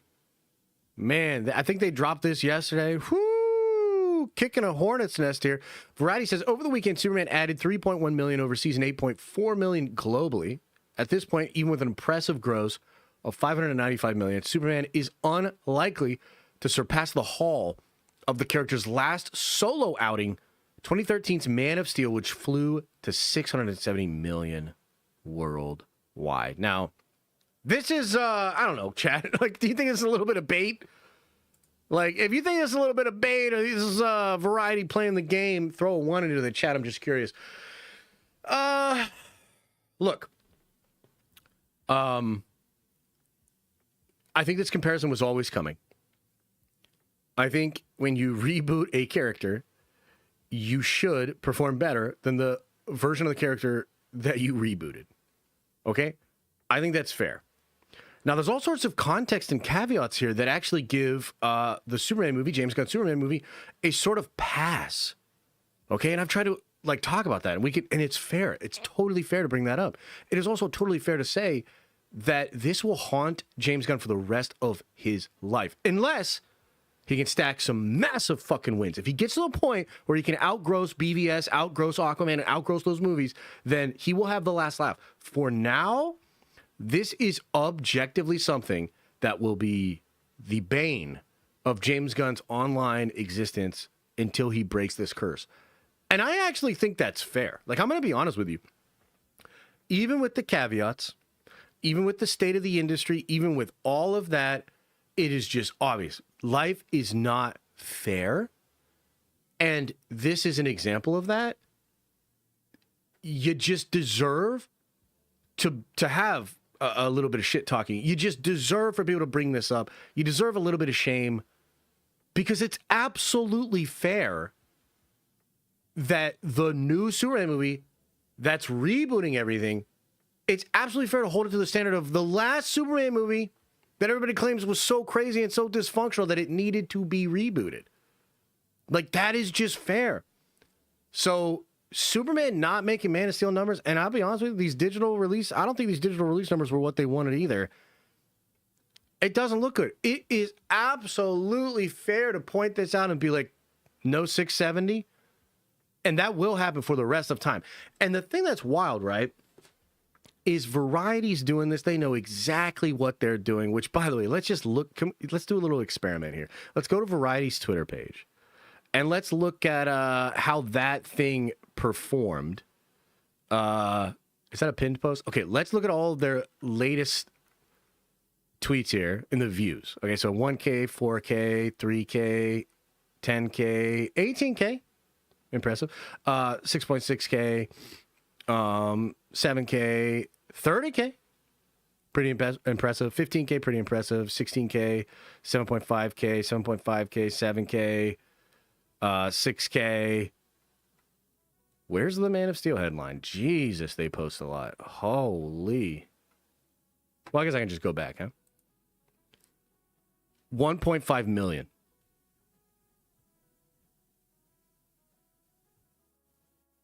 $1.5 million? Oh. Okay. So it obviously worked. And the reality is, the reason it worked is because there are, whether or not they're actually a large group of fans or a very dedicated small base of passionate fans that make 16 sock puppet accounts each, the Snyder fans have existed, will continue to exist, and Gunn did nothing, zero, nada, zilch, to try to actually bring them into the fold. He actually made this problem worse with the discourse. Okay? So this is not going away, and one way he could have shut them up was to actually outgross Man of Steel. But he couldn't do that. Okay? So I think that's fucking embarrassing. However, here's the flip. And this is what gets me all upset, right? Everybody looks at that, and all the Snyder fans look at this, and they say, failure. They say, reboot it. They say it's a flop. All of these different things. And they strip away all of the context that explains how this is actually viable, okay, with Warner Brothers. Like, in the same breath as me saying it is completely fair that this is going to haunt Gunn, he should have outdone it, and these fans are never going to shut up about it, I can also, in the very same breath, tell you, Superman did exactly what it needed to do to warrant more of itself and to keep it going. And it's building towards revitalizing that brand and setting a foundation upon which much bigger projects and much bigger movies could exist. And there is potentially benefits to the brand being set in a more unified place for Warner Brothers than where it was prior to that. These are all things that absolutely matter. And I think just given the state of the industry, given the state of the comic book movies, and just in general where we are at right now with entertainment, Superman has done enough. It is doing fine. That's the way I would describe it. It's like good enough. Fine. And they're going to continue it. Now, this cannot exist forever, and Superman and the DCU has to do better. Like, hear me out on this. They have to do much better. Okay, so I think Supergirl should do better than Superman. If Supergirl does worse than Superman, holy shit, that's not a good sign. Clayface is kind of like weird because the budget's so low, it could perform much lower and still technically be considered a success or whatever. But I think Lanterns, I think Peacemaker Season 2, these things need to chart. They need to make good headlines. Like, you cannot prop up a universe of DC characters at a loss forever. You can invest into something. You can take a loss up front as long as eventually it pays off. Okay? If they cannot improve it from here, it should go away. Okay? But we don't know that. There's no way to know that until we get into some of these other projects. Superman's box office, and this has actually been true since week 1, Superman's box office is so unremarkable and middle of the road that you could write whatever headline you want. You could write a headline saying it's excelling and crushing. You could write a headline saying it's super disappointing and shitty. And both of them are viable. But the truth is both are an exaggeration. It's right in the middle of the road. And there seems to be these two camps when it comes to DC and Superman that are unwilling to just accept that it literally is middle of the road. And it's a foundation. And we're going to have to see how it does from here. And it could go very badly. It could go very well. But anybody that's telling you this is an absolute flop and a disaster, wrong. Anybody that's telling you this is a hit, wrong. No, it is not. And this headline of the discourse that was created by it, 1.5 million views. The highest views we saw on their shit was 30K. Yeah, this headline, this discourse, the reason it popped off is because that conversation is at the core of the DC brand for its time in the zeitgeist, and it will not go away. So that is what it is when it comes to Superman. Bro, oh my God. It's the most frustrating thing in the world that this movie's operating right in that middle area so that all these people that are toxic positive, they can say that, and it's not like a clear-cut indication that we could say, oh, no, you guys are fucking wrong. And then it's all these idiots over here that are saying it's a flop and it's a fucking failure and Gunn needs to go. It's like, no, the truth is actually right in the middle of that. The truth is right in the middle of that. And I know nuance is hard on the internet. And it's not something that's sexy. It doesn't get all the clicks. It doesn't get 1.5 million fucking views on Twitter, etc., etc. But that is what it is, guys. It's all right. Good enough. Fine. But it needs to do better. So anyway, what are your thoughts, chat? What are your thoughts? What are your thoughts out here? Am I wrong? Is the nuance take so bad that we should fucking rage bait or something? 10 out of 10 segment. Who knew you had it in you today? Oh, thanks, Adam. Appreciate it. I mean, it's funny because I don't think it's hard to call it like what it is. You know the reason it feels like it's such a good segment?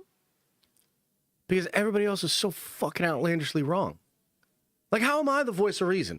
You know you fucked up when Josh from the Den of Nerds is the voice of reason in this conversation.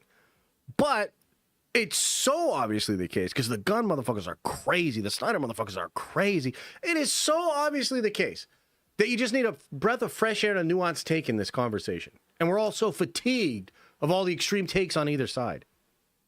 Holy shit. Supergirl will make far less than Superman, even though it will be a far better movie. That is possible. That is possible.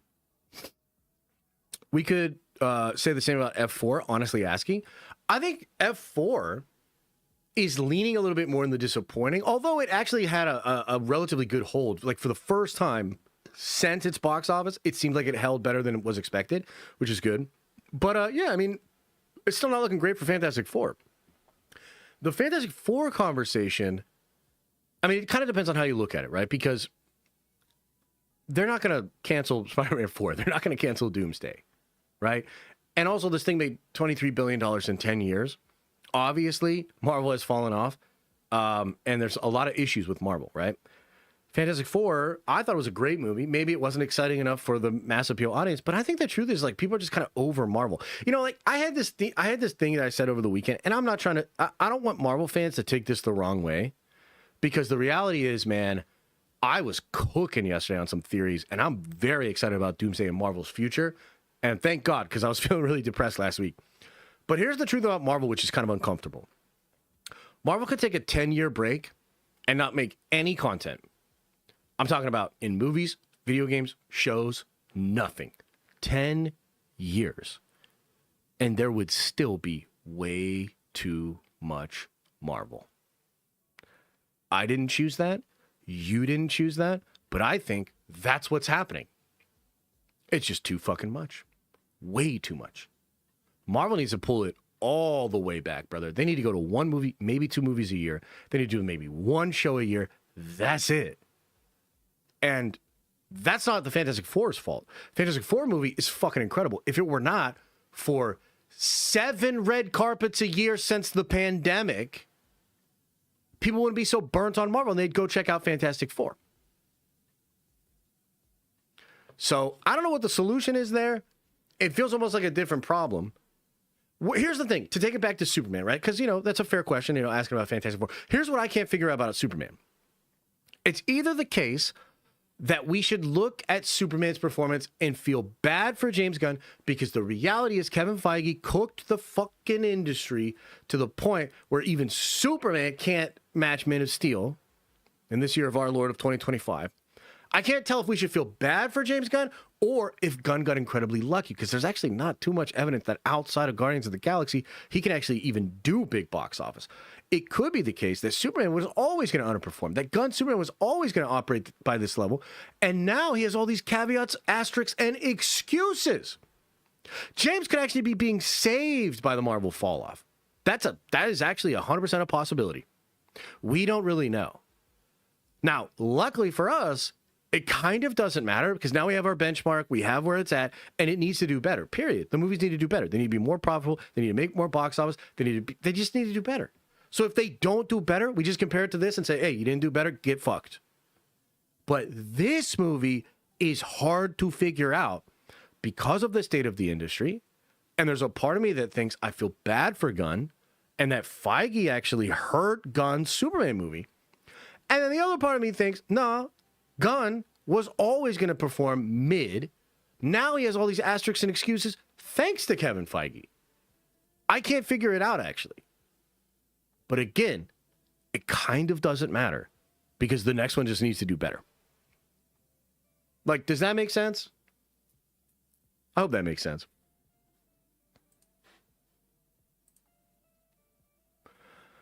John Zanis Takes, member for 38 months, says, hearing about Spider-Man female villain leaks, Doom leaks, Miss Marvel refugee leaks, Pedro's PR, they're just doing the same nonsense that's failing. Yeah, there's some rumors out there that make it feel like that. But again, I've heard some rumors that actually have been quite positive. We'll talk about those X-Men rumors, though. That's on the next segment.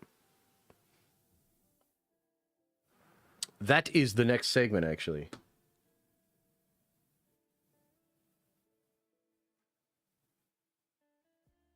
What the hell is this? Hang on one second.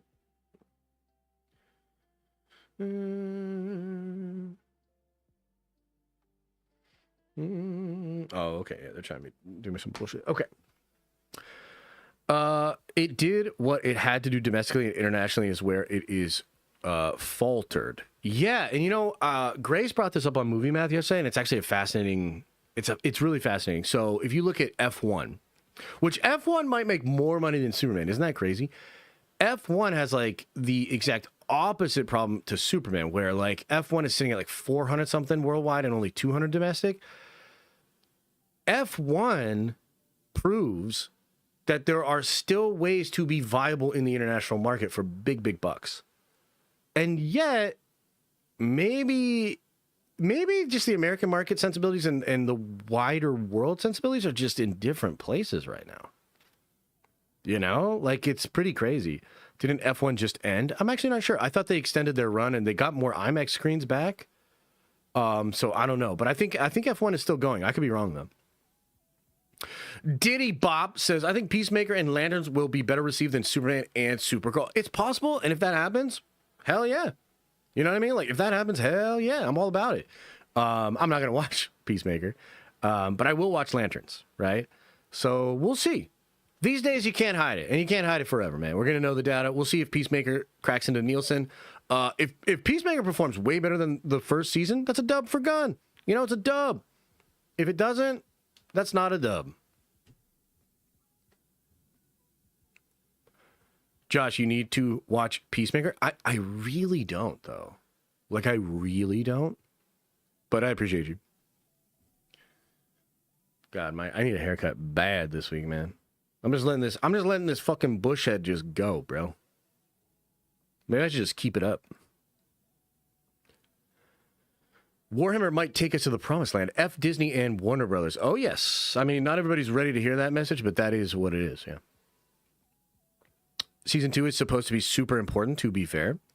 Yeah, but people that have seen it says it's not in the first 5 episodes. So Gunn is saying that it's all in the last 3. And sure, maybe, you know, and when that happens, I'm sure I'll find out about it. If you're going to cover the DCU, you should watch it. Nah, I don't even watch all the Marvel shit anymore. I didn't watch Ironheart. I didn't watch Eyes of Wakanda. I'm not going to watch Wonder Man. I'm not going to watch Zombies. Nah, man. I'm good. Josh, you should braid your hair and do cornrows. Easy fix. Oh, shit. Okay. Sounds good.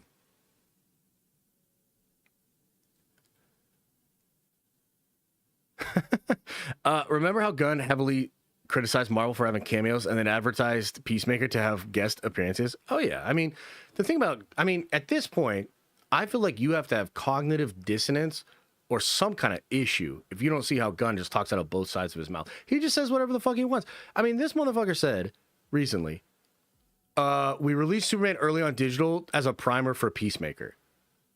Jesus Christ, man. And then the thing that's crazy is, like, people just, like, nod their stupid heads to this shit he says. Like, is nobody paying attention?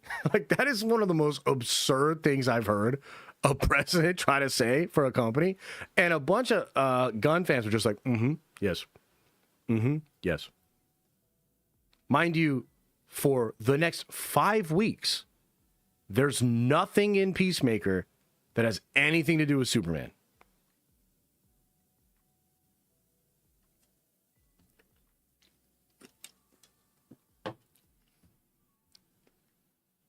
Yeah, we should be surprised when Gunn doesn't lie. 100%. That's actually just facts, man. Tease what to tease. Gunn's movies magic days seem to be behind him. I liked Superman a lot. I really liked that movie. But he is still who he is.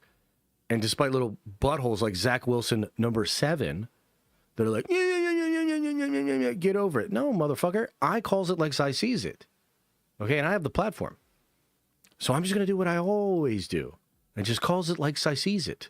And the ways I sees it, Gunn is a liar. And also weird. He's dead-ass weird. It blows my mind that Josh liked that movie and had Gunn all over it.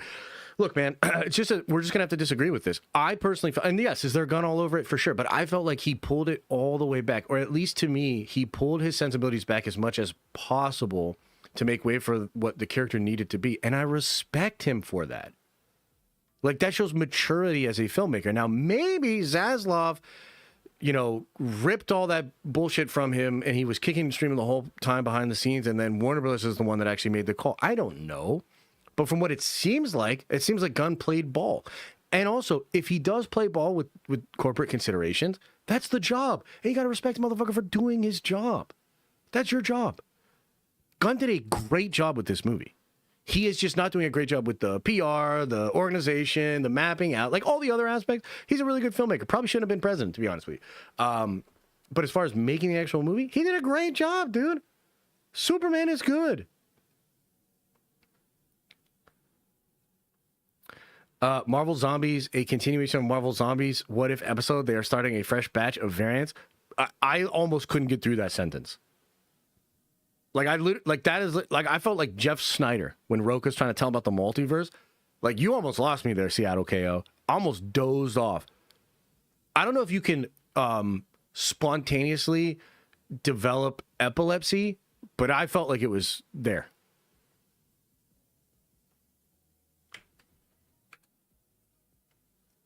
Holy. And yet Superman sequel, greenest Peacemaker coming out this month, Lantern, Supergirl, Clayface. What's Marvel's course of action? Oh, okay, Zach. So I'll take you through this. It's Spider-Man and an Avengers movie.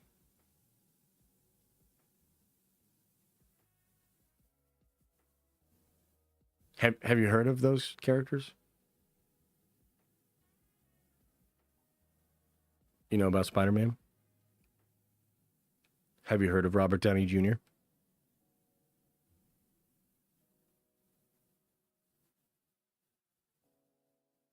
Epilepsy or narcolepsy? Both epilepsy. I was about to epilepsy all over this motherfucker. Wow, what a great lead up. Zach, I don't understand what you're saying here. I don't get what you're trying to do. Oh jeez. No, you know what? I'm glad that you guys can come in here and have the little therapy or whatever, and say that our DJ is gonna put a bad performance in or whatever. Because where else are you gonna do this? You know what I mean? Where else are you gonna have that moment? Where else are you gonna have that catharsis? But the Den of Nerds. Welcome to the tower. Let it out. Also, you're fucking wrong and silly as fuck. But I'm glad you got it. As long as those funny flies in news media says hush gun should be fine. As long as those funny files in the news media state harsh gun should be fine. Oh, okay. Yeah. I think I see what you're saying. Poor RDJ. He is definitely not poor. I'm going to be honest with you. If anything, that's one thing you cannot say. That dude is not poor. Neither is his agent. Neither is his manager. I don't think anybody connected to Robert Downey Jr. should ever have the word poor anywhere near their name.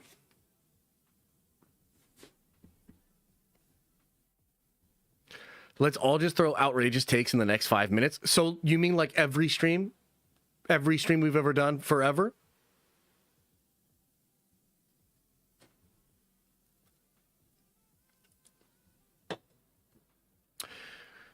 Okay, should we talk about the worst fucking leaks I've ever read in my life? And they have to do with the X-Men. Should we talk about the worst fucking leaks? The worst fucking leaks. By the way, Jimmy Palmiotti 27 minutes ago was arguing with me about Superman. I love Jimmy Palmiotti. He can do no wrong. But I'm about to clap back like crazy. No, I'm just kidding. I won't. Should we talk about the worst fucking leaks ever for Marvel?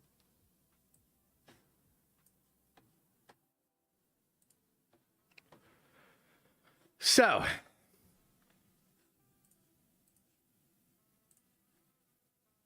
okay, listen, Linda.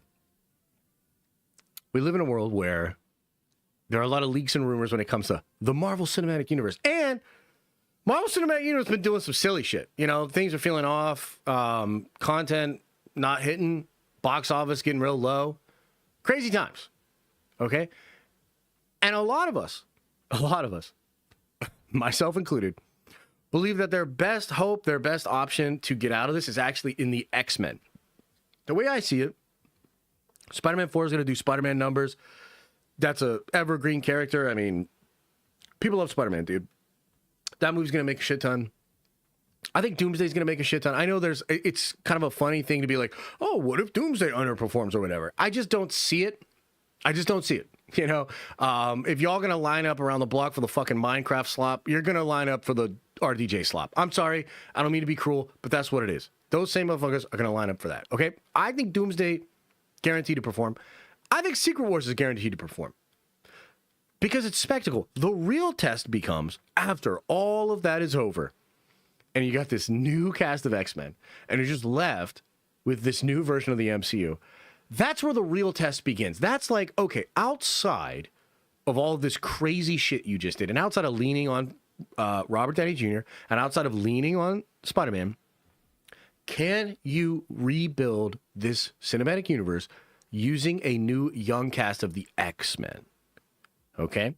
And with that in mind, considering how important it is, everybody's trying to figure out what is Marvel going to do with the X-Men. Well, a couple of days ago, and I'm going to show you this now, okay? A couple of days ago, crazy rumors for Jake Schreier's X-Men movie started circulating online. This comes from 4chan, which is gross. You should take a shot of penicillin before you continue listening to the segment here. But I wanted to go over this because there are parts of this that are cool. There are parts of this that are terrible. And unfortunately, there are parts of this that are very much believable. And so I started to bitch and moan about this on Twitter over the weekend. I did get some people to say it wasn't true. Okay, so like Shine said it wasn't true. Cryptic HD basically said like it doesn't seem like it's true. The Redacted guy told me it's 100% not true. But Alex Perez refused to debunk it, probably just because he's mad at me. But he refused to debunk it. And on top of that, there's just too much shit in here that seems like it's real. Okay? So let's go through this. And let's complain. Let's bitch. Let's moan. And let's say to Kevin Feige, stop trying to make fetch happen. And by fetch, I mean Miss Marvel. Okay, so I saw this on 4chan, but according to a few scoopers, a story outline that recently got posted for Schreier's upcoming X-Men movie is circulating online. And it's seemingly rather accurate. This is the only one that a few others think it could be. So take it with a grain of salt, as always. Here we go. The mutants will be introduced into the MCU, you guessed it, via the multiverse. A large number of mutants will migrate to the MCU after their own home world was destroyed following the events of Secret Wars and Doomsday. They will be coming from Universe 617, the neighbors of the MCU's 616. Now, right off the bat, this seems a little unbelievable because from everything we've heard, the MCU reboot is going to basically take separated universes, smash them all together, and make it seem like they had always been together. And so it's hard to imagine that that's happening. And then also the mutants are coming in from a multiverse. However, one of the reasons I think this could be real, and maybe this is, like, if this is a fake leak, this is probably why this person is thinking this. We know there's going to be an X-Men universe in Doomsday. And I would not be surprised if that universe and the conflict between universes was set up to establish tension for those characters eventually migrating in to the main 616 universe. It would be an interesting way to make, because remember, Kevin said that, and Alex Perez has hinted at this too, stuff in Doomsday and Secret Wars is going to play into the X-Men saga. Some of the tension between the mutants and the MCU characters that we're going to see unfold in these next two Avengers films is going to carry over into the reboot. So for that reason, a lot of people think, oh shit, this could be real, okay? Now here's where it gets lame as fuck. A large portion of these mutants will just be very unknown background characters with very random powers, especially created for the MCU. And a select few will be known as X-Men, such as Magneto and Professor X, who will be friends, Rogue, Cyclops, Storm, Jubilee, and so on, whilst some fan favorites such as Wolverine won't be around at this point in time. Now that matches up with old rumors we've heard about Wolverine not being involved, but it's like, does this person actually know this, or is this person just taking the known leaks and then speculating and calling it a leak, right? Professor X, using Cerebro, would have chosen Earth 616 specifically after seeing how they celebrate heroes and those who are different. However, despite Professor X's optimism when these mutants arrive in the 616, there will be a lot of backlash from the rest of society. People in governments will begin to argue that they don't belong here. There are too many people with powers and that Earth can't really handle a population increase, especially after they already offering refugees to the Asgardians, which is a narrative point that Kevin Feige really wanted to reflect from modern politics and the current migration crisis. Sounds terrible. Let's keep reading. This is something that will somewhat divide the established MCU characters, but one character who will be on the side of the mutants and will be the center of this film will be, dun dun dun, Miss Marvel. No!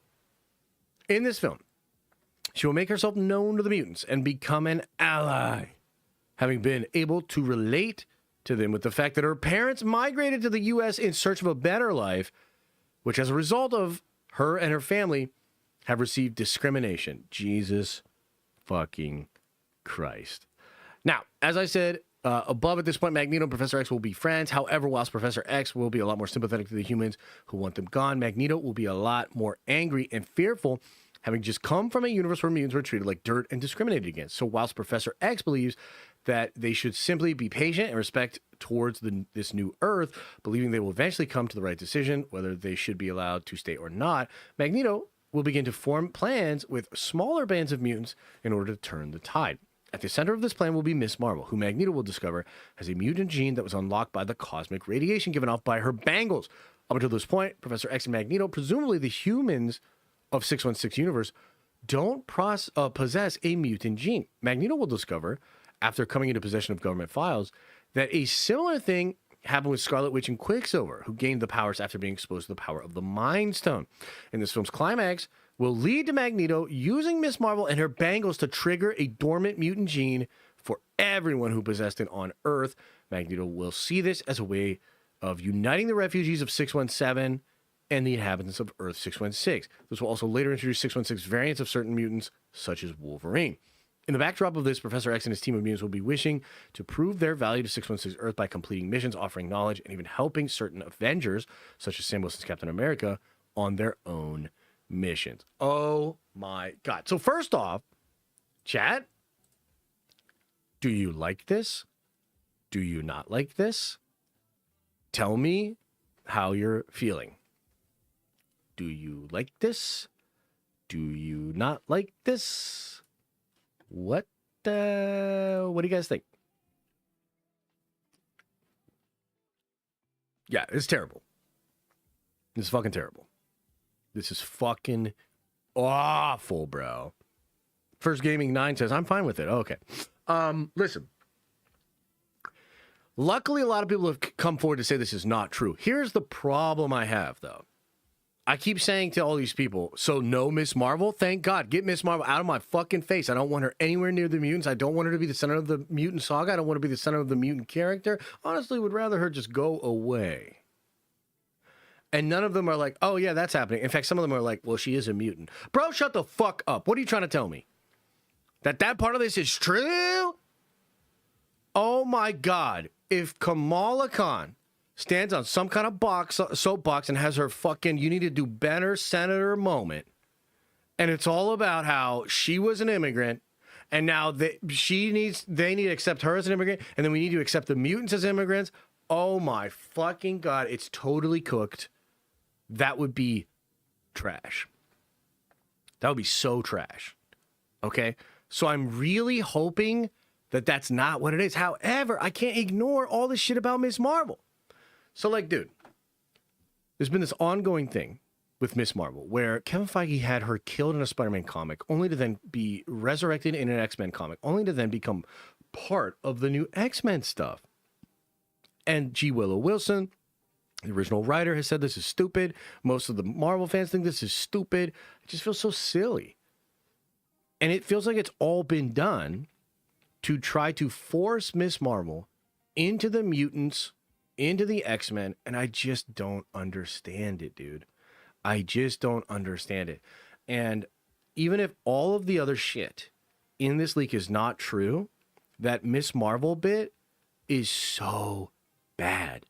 And I guess part of why I even wanted to talk about this was like, so there's some stuff in here that's kind of interesting to me. Like, I like this idea of the cosmic, stuff causing the X gene to pop up. I actually wouldn't hate the X-Men coming in from a different universe, and there's like some potential there.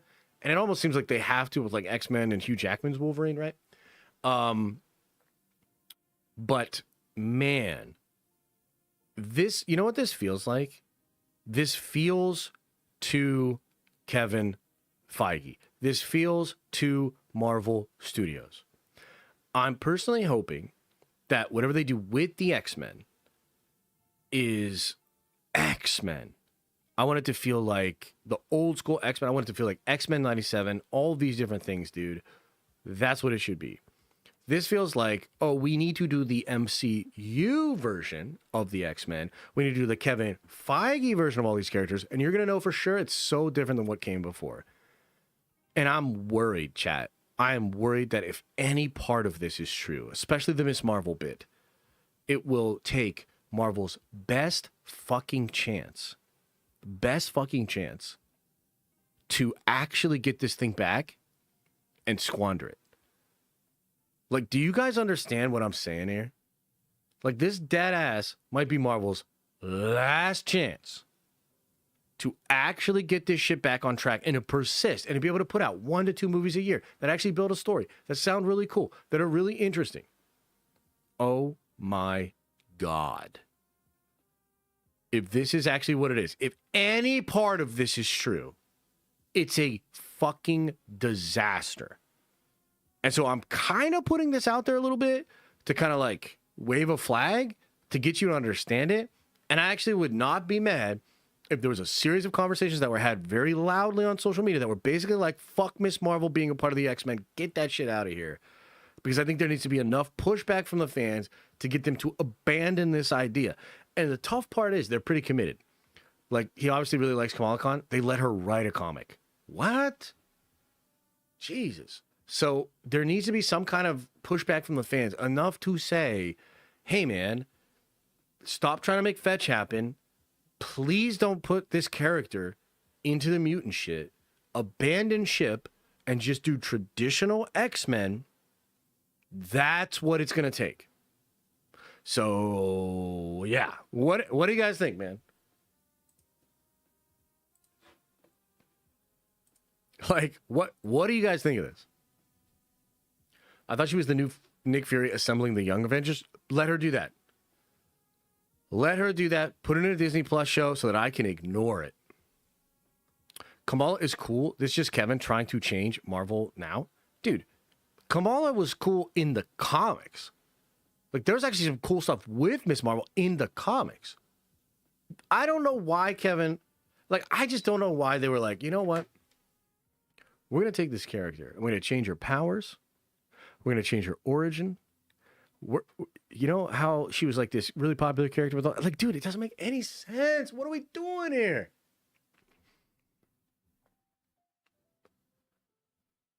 Well, don't people not like Kamala as a mutant in the comics as well? Yes. Yes.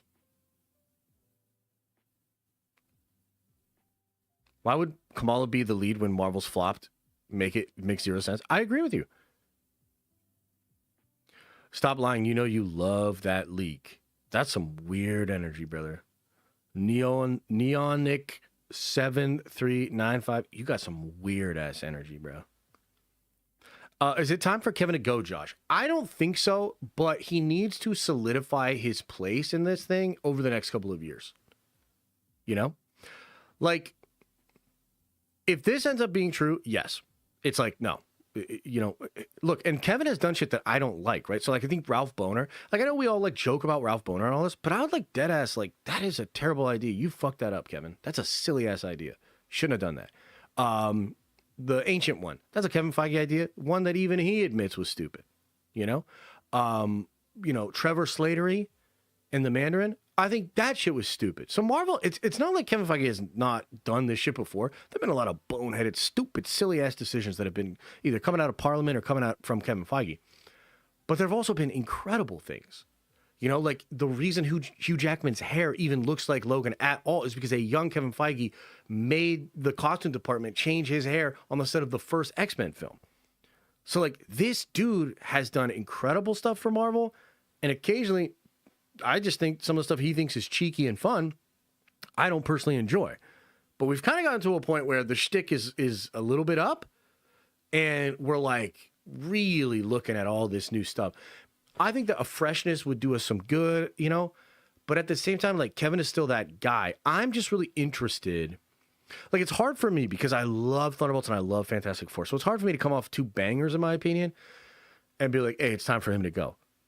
And also, people are saying this shit is fake, right? So if this leak is really fake, thank God, we're okay.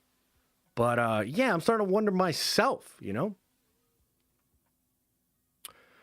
Yo, Josh, love Warhammer, part of the Discord. My man, big question. Who's your favorite trader, Primarch, and why? I'm a big Conrad Kurz guy. Yeah, I would say Kurz is probably my favorite. I like Fulgrim, too, though. Fulgrim's awesome. Like, I love how twisted he is. And it's just kind of fun that he was, like, the best duelist, too. So it's just fun when you got, like, a character like that, and he's fucking awesome, too.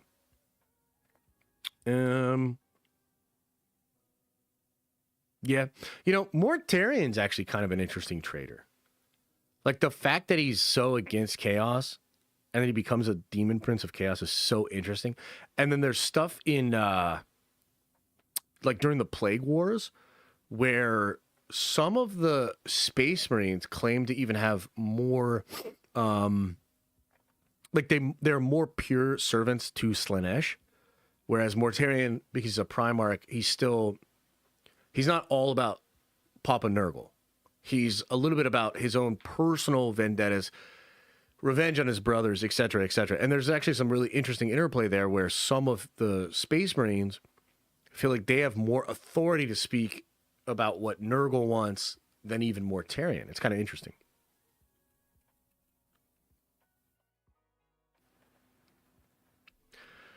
Could we be getting a Doctor Strange movie after Avengers Doomsday? Maybe. That would be sick. Do you guys want that? You guys want that? Who do you think should be the lead of the X-Men? Cyclops. Yeah. Juan, we will definitely do that. Okay, guys, here's what I think we need to do. We have one more thing to talk about today, and it's really fucking crazy. It's all the Doomsday leaks, okay? But I need another cup of coffee, and my throat hurts. So I'm going to have a cup of coffee. I'm gonna take some Advil, and then we're gonna get back in here, and we're gonna fucking theorize the shit out of Doomsday. There's so much, guys. You know, last week I was pretty down on this shit.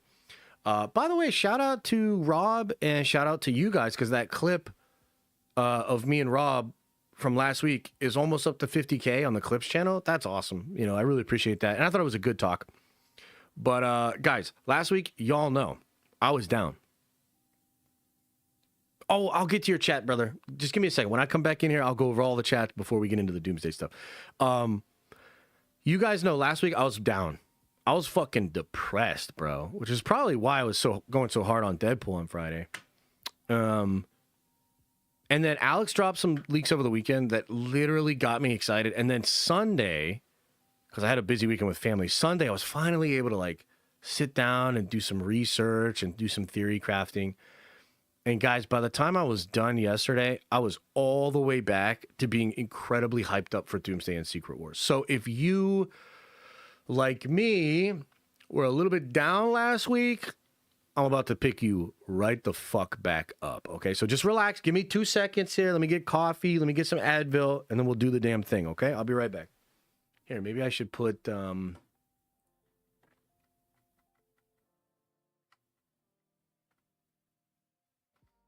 Maybe I should put something on screen for you guys to be entertained while I am gone. All right, I'll be right back.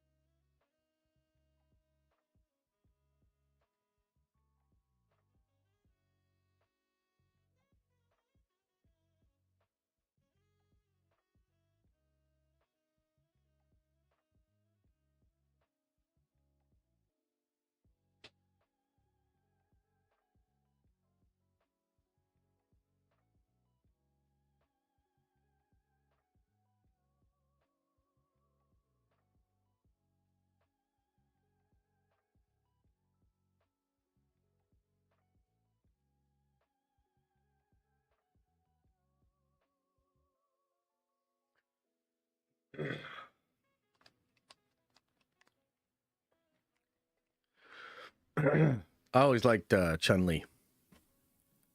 Cool character design, you know?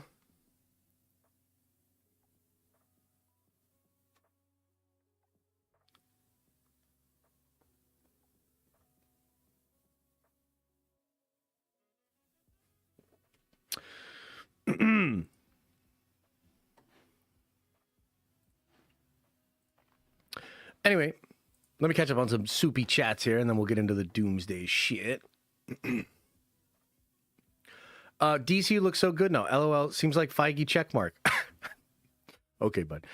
Why would we not want this story with how the X-Men is portrayed in the comics? X-Men explores prejudice, fight, accuracy, immigration now in U.S. Oh, okay. So look, I'll tell you why. Because about half of you are going to have that take. And about half of you are going to have this other take that is woke, terrible, and all this. And I think both of you are lame. And I think both groups of people actually want to just fight more then they want to actually like make sense of this whole situation or find common ground, et cetera, et cetera. So the reason is like, because I could handle it, you could not. So that's why, you know, and like the X-Men being this allegory, that's totally true. But you say that, and then again, strip away all of the context of the modern moment. And the thing that nobody, I think people like you cannot admit, is that the discourse online is so brain dead on both sides that it is worth avoiding controversial issues like this simply to avoid that conversation.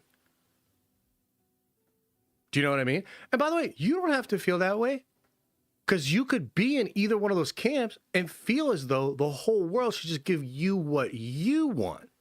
That is fine. You can feel that way. I don't. I don't want anything to do with any one of those camps, and I'm sick of the conversations. Y'all been having the same conversation since 2016. That's 9 years. I'm over it. Okay, yeah, I think I caught up on everything. I think that's good.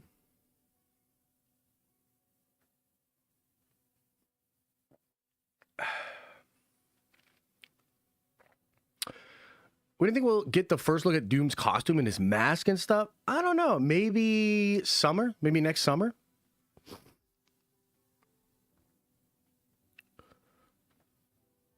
Do you think Scar, the son of the Hulk, will be in Spider-Man? No, but that would be, I mean, that would be interesting.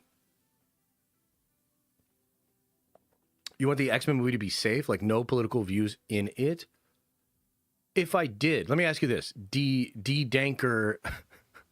God, the internet's such a funny place. Like a motherfucker with like a goofy ass AI anime profile, and his name is D Danker, is asking me like some real shit, and then wants me in the moment to like take it really seriously. This is a fucking clown show. This is a fucking clown show. You want an X-Men movie to be safe, like no political views in it. Let me flip it on you. Let me ask you this.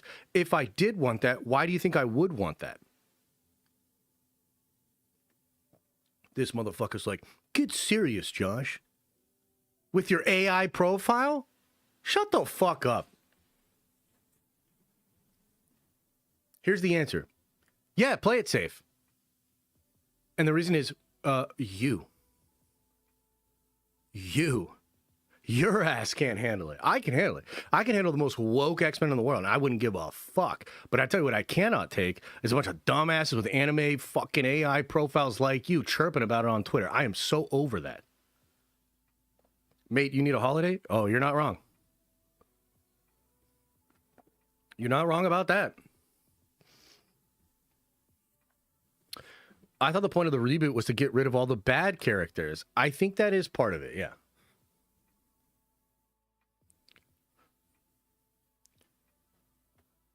So if you can handle it, why the fuck are you complaining about the leaks? Oh, man.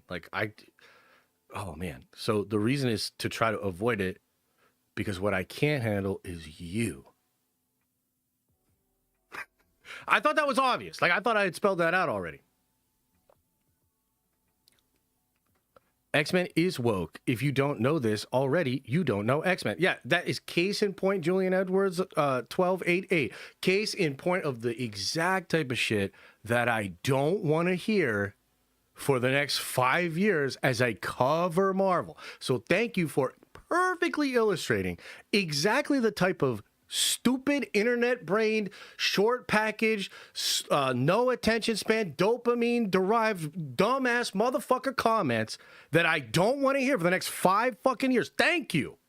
Thank you. Case in point. My God. Not all opinions are created equally. You know what I mean? I'm sorry. That's just what it is. Not all opinions are created equally. I mean, is Julian wrong? Says Garcia-T2Y. Wow. I mean, is he wrong, though? Rossi says, what was Liam's favorite birthday gift? Oh, that's a good question.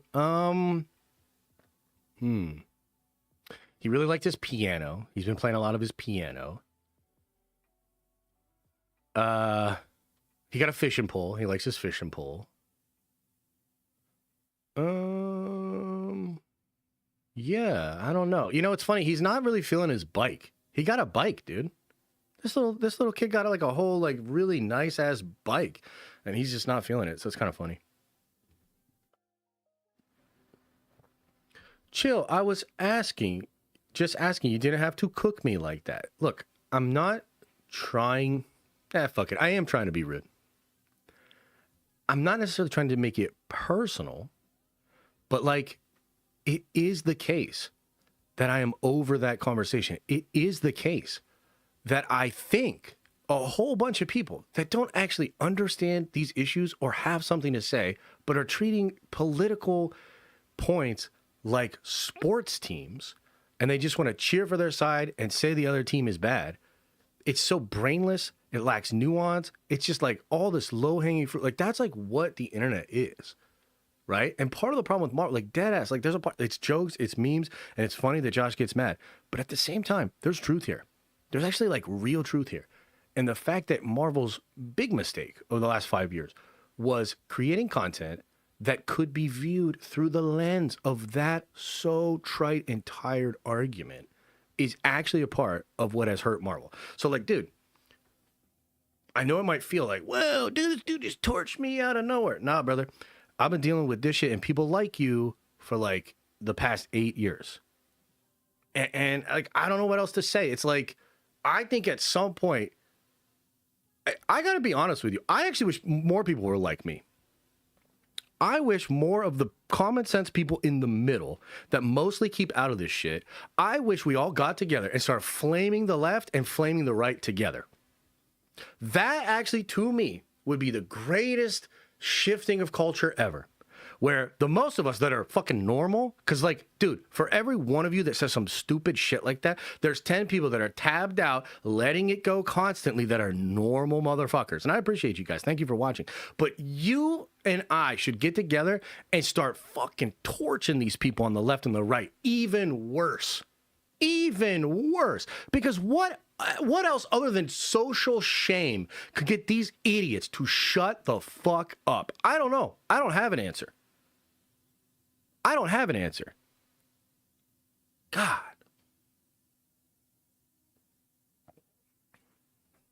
Two sides of the same coin. Absolutely. I can't stand fence riders. I'm in the middle. I'm in the middle. Just say you're a fence rider.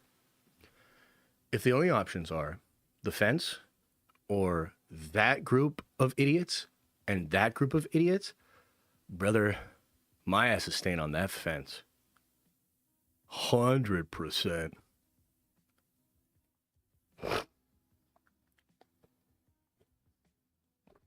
All right. Should we get into some doomsday shit? Should we get into some doomsday shit, baby?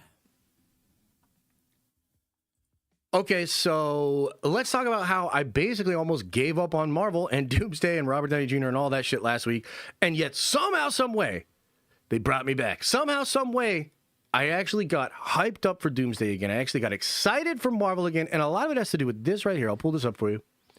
This is a big old Q&A over on the Cosmic Circus with Alex Perez, and there's several things in there that are really, really cool. However, bottom line is this. The hype for Doomsday is back, and I want to explain why. Now, I did a video this morning, and I explained some of this in the video, so if what I'm about to say doesn't fully make sense or whatever, I probably did a better job explaining in the video with, you know, actual edits and shit like that, so check that out if you get confused. Having said that, for those of you that already watched that, or for those of you that just want to go over this live, let me kind of get into why I got so excited. It's actually right at the top of this Q&A. So the question here from Flixie GG, sounds like one of you in chat. Hey Alex, with Secret Wars coming up, which universe do you think is going to get merged with our 616/1999999 universe? 828, 1610, or completely new one that puts or pulls elements from each? Now, this answer is really cool, and I actually think there's a lot in this answer. So check this out. Alex says, I have heard that the new Earth 616 will combine elements from all of these variant Earths to make it into Earth 616 it was originally. I know that last sentence may confuse you, so let me try to break it down. Back when Avengers 5 was still the Kang Dynasty, one of the big twists was how the Earth we have seen in these films and shows was not Earth 616. By the way, anybody, your boy's been talking about this. I've been talking about this, and I'm actually really glad that Alex is telling us. Yeah, because as Trev points out, we've been saying this for 3 to 4 years. It's a big rumor, big theory that's out there. Part of the reason I was bummed about the leaks from last week was because it actually made this seem less likely. But there's a lot more here. So check this out. Back when Avengers, blah, blah, blah, blah, blah. Big twist, Earth, blah, blah, blah, blah, blah.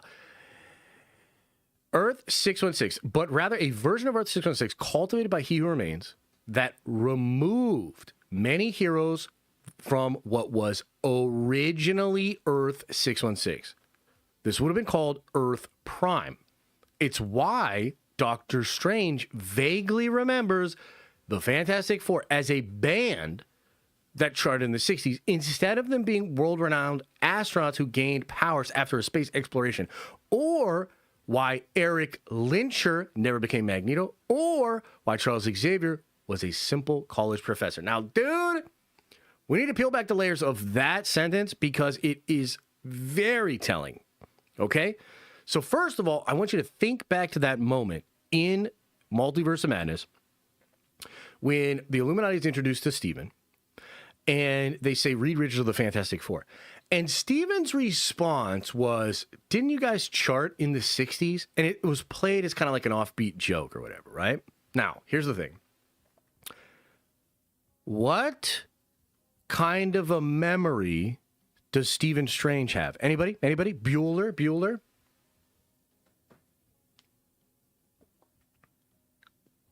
What kind of a memory does Stephen Strange have? What kind of a memory? This is like a plot point in the movie. Photographic memory, yes. How good is Stephen Strange at recalling bands, songs, and old music? How good is Dr. Stephen Strange at recalling bands, tracks, and music? Yeah, he's flawless at it. This is explored in the first movie. Not only does he have a super intense knowledge of this, but he knows things that like other people don't know. Like there's that scene where he's like, it was actually released here, blah, blah, blah, and then they check it and he's right? So they do this whole thing in the first film to show you that he has a photographic memory and to show you that when it comes to music, this dude is fucking on it. Okay. So with that in mind, isn't it interesting that he has some vague recollection of a band from the 60s when the Fantastic Four is brought up that actually flies in the face of everything we know about Steven's memory, because he wouldn't have a vague recollection of some band that charted in the 60s. He would know exactly what that band was. He would know exactly what tracks they did, etc. So even by that just popping up in that film, David got it, the memory wipe spell. So just let's keep going on this, okay? So Steven has a vague memory in a field that he should not have a vague memory of about the Fantastic Four. Now, according to Alex, the reason this is in there is because Steven remembers in some way, he remembers the Fantastic Four in the actual 616 Prime universe. Now, what that means is that it was that Stephen Strange that was with that Fantastic Four in that original Prime universe. Either that or some of those memories and some of the aspects of that first Prime reality echo and mirror into the realities that were created after it. Now, that in and of itself is kind of interesting, and there's a lot more that can be said about that, but the next part of what Alex says here that's pretty fucking crazy, okay? Listen to this. Or why Eric Lyncher never became Magneto. Or why Charles Xavier was a simple college professor. Now, what that implies is that characters that had an original purpose in the Prime 616 universe, when those characters were removed and separated into individual timelines, because that's why we have an X-Men timeline, that's why we have Fantastic Four timelines, it would appear that Kang could not just eliminate these characters, which probably has to do with eternity. And so instead, he's able to remove the elements that had to be there and separate them into their own universes. This is why the Loom and the Sacred Timeline has multiple threads. Okay? So, what does it mean that Eric Lyncher, who becomes Magneto in the Prime universe, still potentially exists in 616, but never became Magneto? What does it mean that Charles Xavier probably exists in 616, but was just a simple college professor? Well, what that would imply is that some aspect of these characters, even as they were removed, persisted. They manifested. They existed in some way, likely because of eternity, but they existed in a different way.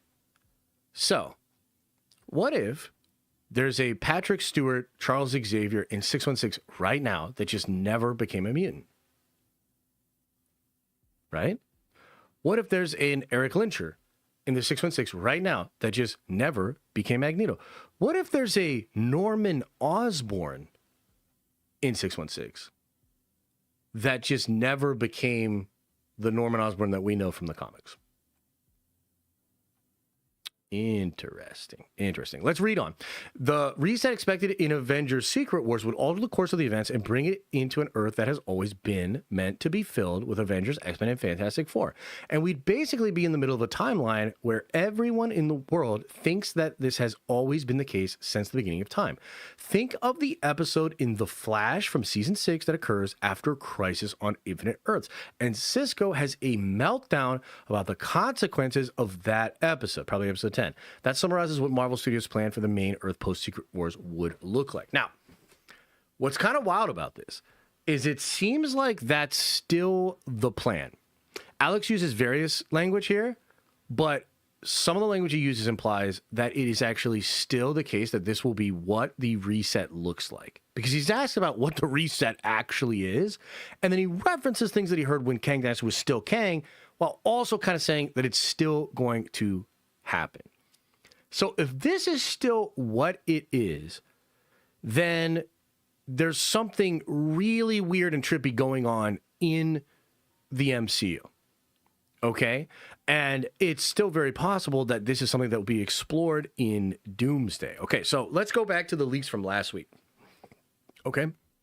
According to the leaks from last week, okay, Doom is going to see that the multiverse is collapsing. He is going to want to try to stop the incursions, to save the multiverse, and the way he's going to do that is by killing Steve Rogers, and potentially killing Steve Rogers before Steve Rogers leaves and goes into that timeline with Peggy and then starts creating the incursions and all of that sort of stuff. Now, that's a whole other thing, because it's like, how could he even do that? Causal time travel. Maybe they eliminate eternity. Maybe the TVA uses it. Maybe when there's no other timelines, you just create the branch where Steve didn't stay with Peggy. Then you eliminate the 616 universe by pruning it. And then the new main sacred timeline is just a universe in which that never happened. And yet all the other universes can still persist, thereby keeping the Avengers alive and keeping Doctor Doom alive. Because here's the thing. If we're talking about causal time travel, there is technically a possibility that if Doom does this and just eliminates all of that shit, he will cease to exist. Okay? So maybe that's like part of why it's like all wonky and they need to like, you know, create a new multiverse where that never happened, this, that, second, and the third. Okay? But I think this also opens the door for a lot of interesting theories about Tony and Doom. Now, last week, I was told by somebody that there's really no reason that Doctor Doom looks like Tony Stark. But if this is true from Alex Perez, then it is possible there's more to it. In fact, it is possible that that little joke they had in Deadpool where he thought he was Steve Rogers, but he ended up being Johnny Storm, and they were like, he really thought it was Steve. It's possible that that's going to end up becoming more than just a gag. And that it'll be explained that when Kang separated the timelines, the universe, the multiverse, eternity itself started doing little echoes, little mirrors, started taking things from what it knew to be true in the prime universe and manifesting them in an interesting way in alternate universes. Remember, Sylvie says in the first season of Loki that the universe, or the multiverse, manifests chaos. It wants to break free from being controlled by the Kangs. And so it is technically possible that if there was a Magneto in 616 right now, an Eric Lyncher that never became Magneto, if there's a Charles Xavier in 616 right now that never became Professor X, would it not stand that there's a Victor Von Doom in 616 that never became Doctor Doom? And could it not be the case that that character becomes Tony Stark? Right? So to me, I first got like a little bit bummed because I was like, man, there's so much opportunity here to do something really interesting and cool. And I thought it would be interesting if like our Stark, like there has to be some connection between Tony and Doom. Otherwise, what are we doing here? You know what I mean? Like, frankly, like what are we doing here if there's not a connection? This could be a weird way for it to happen, where Doom could look into 616 and see somebody with his face that's not Victor, and realize that likely just because of the shenanigans and the sort of echoing and the mirroring of that prime universe, the being on that world that looks like him, the variant of him, actually was somebody else. It's the same reason why Steve Rogers and Johnny Storm look similar. It's almost like, man, I wish there was a better way that I could explain it, but it's almost like the universes are using the same pieces and mixing them up. You know what I mean? Like but Eternity in these universes, maybe Kang, can only use what is. They can only use what exists. And so therefore that can actually be the explanation for why Doom and Tony share the same face. Like, isn't that kind of crazy? And I just think the main thing that kind of restored hope for me, that got me actually excited again, was last week, man, I was like, bro, are we really just going to throw out all this cool shit? Like, Waldron did all this cool world building. They do all this cool world building here, there, this, that, second, and the third. And then we're just going to throw out the time travel mechanics, and Doom just wants to kill Steve Rogers? Bro, that sucks balls. That's lame as fuck. That doesn't utilize any of the shit that we had going on. This does, and I'm into it. I don't want to feel like I wasted my goddamn time for 5 years learning all this stuff, theory crafting, and etc. Right? Now, at the same time, Kaylin does bring up a good point. Love where your head is at, but how can they simplify this for the normies? Well, I mean, therein lies a big problem. I don't know exactly how you do it, but it is interesting that it has been done before. You know, Alex points out that Flash episode has already done this. I think there's a way to do it and explain it. Now, part of what might be going on here is the main plot needs to be simple, and that's why Doom is just going for Tony, or going for Steve. And this will be like the main thing. So maybe the reason why Shine is talking about that is because that is the presented main arc. That is going to be what the normies essentially follow along with to have a very straight line of story. And then it will be revealed about the Prime Universe. And then it will be revealed about the connection between these characters. And it'll be revealed that He Who Remains separated them all out. And that's not right. And ultimately, it'll get to a point where Doom takes control, becomes God, creates Battleworld, and makes it in his image. I think the normies can get down with that. You know what I mean? Like, I think the normies can get down with that. So we'll see, though, because that is a fair point. I think at this juncture, it would be a shame if for the sake of trying to make this very simple for the normies, to avoid all of the juice that I think a lot of like Marvel fans and Marvel heads would be really, really excited about. And we have an example of them kind of doing this. Luke, chill out, buddy. Come here, chill out. We kind of have an example of this. Fantastic Four removed a whole bunch of crazy shit. They removed Galactus coming from a different universe and wanting Franklin to restore his universe. They removed that universe being destroyed. They removed a lot of multiversal stuff from the Fantastic Four. And that movie still ain't making that a lot of money. Multiverse of Madness, bajillion dollars. Far From Home, a bajillion dollars. Deadpool, Wolverine, a bajillion dollars. Those are all multiversal movies that have a lot of crazy ideas. So I don't know if there's actual evidence to support this idea that dumbing it down actually results in box office. And it could be the case that people like don't really need it to make perfect sense. Like maybe we can accept it and be like, yo, this is tight. Other people are like, hey, I just want to see all these characters together. Like Thunderbolts seems chill, but I don't want to watch a bunch of depressed B and C level heroes, you know, try to figure shit out. No, I want the best, the most dope characters. Doom, Spider-Man, multiple Spider-Man, Iron Man, all these guys, Captain America, right? If there's enough spectacle and fun, I think the normies are just going to be like, let's go with it. And I think people like us will make a bunch of videos and talk about it on our Discord, talk about it in streams, and then a bunch of normies will maybe appreciate it a little bit more as we break it down for them. Isn't that what we've been doing since fucking 2008? So, yeah, maybe it works. Maybe it works. Anyway, chatty chat, what do you guys think, man? What do you guys think about all this shit? Are you excited? Alex Perez said they're going to change the title of Doomsday. He said it might be Goonsday or something like that. Hell yeah. Hell yeah. Let's go.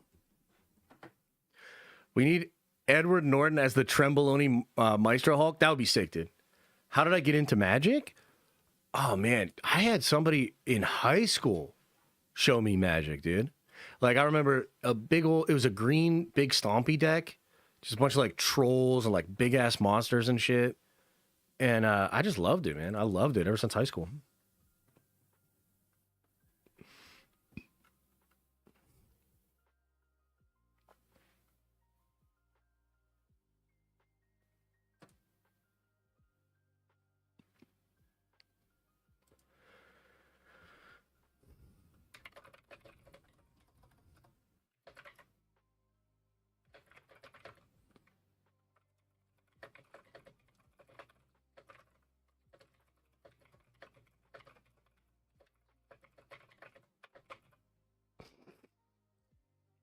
$54 months says Dirty. Hey, Dirty, how you doing, brother? What are you gaming these days, by the way? Like, you still playing the shooters? Are you still playing Apex? I'm curious. I'm mad curious. What are you guys gaming these days, man? I need to find a new game, I feel like. And all of you are going to be like, just get on fucking Marvel Rivals. I don't know. I don't know.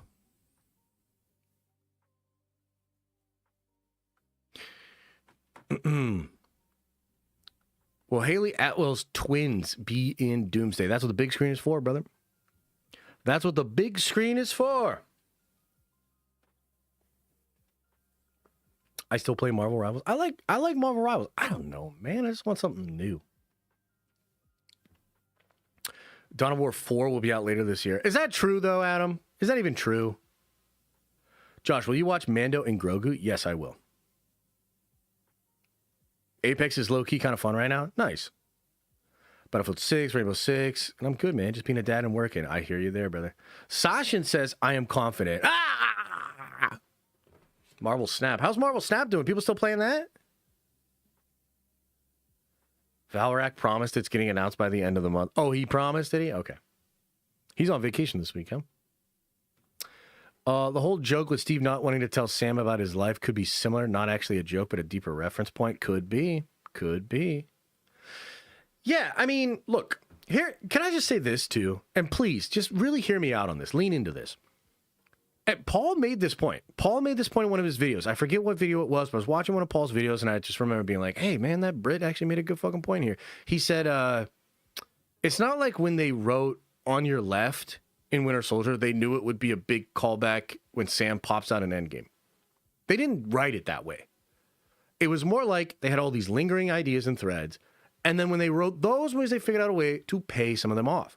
So, you know, if the Russo brothers can figure out a way to make some of the shit over the past 4 to 5 years pay off in interesting ways, in ways that maybe we aren't even seeing come, that's going to be good. Like, there is a way for them to kind of tie this together sort of retroactively and make it feel satisfying. That is what they did for Infinity War and Endgame.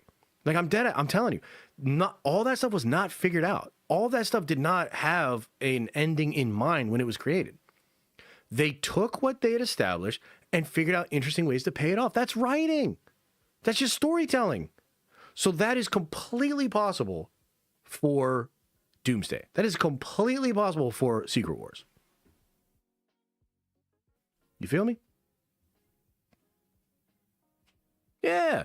And I think they're capable of doing it. And they delayed it 7 months. They're spending infinite money on this thing. Like, dude, I know what is going on with Marvel. You don't have to tell me. I've been living this shit. I do it every day. I know what's going on. I'm just telling you, like, it's too early to pull the ripcord. It's too early to say the Hat Man has to go. I get why the conversations happen. I totally understand it. But I still have faith. I still think they could pull this off. And if they do, bro, all the combo from the past couple of years is going to go away. If they somehow pull this off, it'll do a lot of goodwill. It'll be very positive for Marvel if they pull it off. And I think they realize that they got to do it. They got to do it. Did you see the House of the Dragon leaks? I did not. Are they good? Are they bad? How you feeling about them? The problem is the people around Feige, not him. Well, I mean, there's a lot of problems. You know what I mean? There's a lot of problems. I don't know that it does us much good to focus on all of that shit. Winning solves these problems. Just win. Just make it dope and win. What did you say? They might announce Spider-Man and Doomsday today? Yeah, I think so. I think it'll be today or tomorrow. If you didn't notice, chat, we're kind of at this place where Marvel just keeps dropping shit. And I think it is to change the narrative a bit. And I don't think that's going to stop anytime soon. Winning cures everything. Exactly. Exactly. When does Maul come out? That I'm not sure about. I'm very excited for that show, though. I think that's going to be dope. That might be the best Star Wars John in a minute. That might be the best Star Wars John in a minute, man. D23 is coming. Yes, that's true. So at the end of the month, guys, in a couple of weeks, D23 is going to happen. There's some rumors we're going to get some big stuff. Maybe some Star Wars trailers, maybe some trailer from Marvel. We'll see. We'll break it down. If they do a big presentation live, maybe we'll react to it live. We'll do a big stream for that. Yeah. Yeah. All right, guys. Anything else on your mind? Anything else you want to talk about? Anything else going on? I'm going to get out of here soon. I do want to remind you, no stream tomorrow, no stream Thursday. I have some big business stuff going on. I can't talk about it, but good stuff for the channel, good stuff for the community. We'll stream a lot on Wednesday. We'll play Marvel Rivals with the community Wednesday night. We'll do a big stream on Friday. And then hopefully, if I get a lot of stuff done this week, we can get back to a more regular streaming schedule next week. Okay, so that's what it is. I know. I'm sorry. Driving 11 hours right now? Damn. Oh, okay, Trev. Let me find that. Okay, so let's see here. I am confident, 54 months. Josh is cooking. Marvel Mandela Effect. Super Trev says the MCU is an event. Timeline, a la House of M. Yeah, totally. I think that a lot of comic book folks get this, bro. And that's why we were thinking this stuff. And that's why I got so fucking pissed about the rumors last week. Because I'm like, what do you mean we're going to throw all this shit out? The entire history of comics? Everything that any comic book fan worth their weight in salt would understand and see coming, we're just going to throw that all out for the simplicity of the modern audience? No way. No way. Julian Edwards says, Josh, I was saying that to help your point, LOL. I love the X-Men as an allegory for race and outcasts who don't feel like they are normal. Yeah, totally. I get you, bro. And look, at the end of the day, like, obviously, man, this whole conversation is, I think, nuanced. Because the X-Men were not created as an allegory for civil rights. Like, they've been very clear about that. Stan has said this, he said, we did not create the X-Men as an allegory for civil rights. That's just facts. But they realized it was a pretty good fucking allegory for civil rights. And then they leaned into it. Okay? But at the same time, that hasn't always been the case. There have been moments where the X-Men have gotten incredibly political and really centered on that focus. There have been other times where they're not really that political at all. It's like God loves, man kills versus like fucking Krakoa and shit, right? Like, it's not always the same thing, and comics get reinvented all the time. I think, obviously, the X-Men are a great allegory for civil rights. You know what else they're a great allegory for? Puberty. That's actually what they were originally created for. You know, feeling otherized, going through a bunch of changes at a young age. All of a sudden, pops out of nowhere, your body's changing. Duh. Mutations. That's the whole thing. But, yeah, I mean, I'm not against it being an allegory for civil rights as well. But a lot of this just comes back to the same conversation. You cannot say that the history and your personal favorite version of the X-Men needs to be the template regardless of all of the context and the things that in the current day and age are telling you that's not what it should be. Right? You might not like that. And you don't have to agree with me. But I would say we need a much safer X-Men in this day and age. Way less political, way more about otherizing. And that's just how I feel. That's just how I feel. Got my niece the Ventress Black series for her B-Day. I don't know what that is. This is why I support Josh and the Den. By the way, my oldest didn't care for his bike on his 3rd birthday either. Isn't that crazy? Appreciate the love, man. Thank you. Isn't that crazy?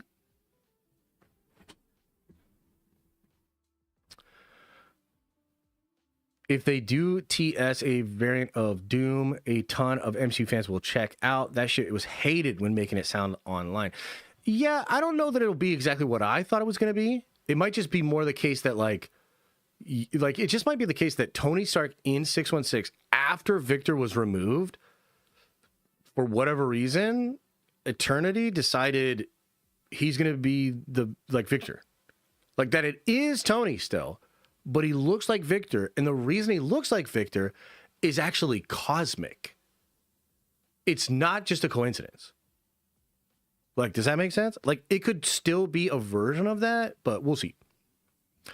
Yes, X-Men can be woke. Difference is people will argue about it now. X-Men leading the MCU post-reboot shouldn't be framed through modern politics. Feels obvious. That feels so fucking obvious.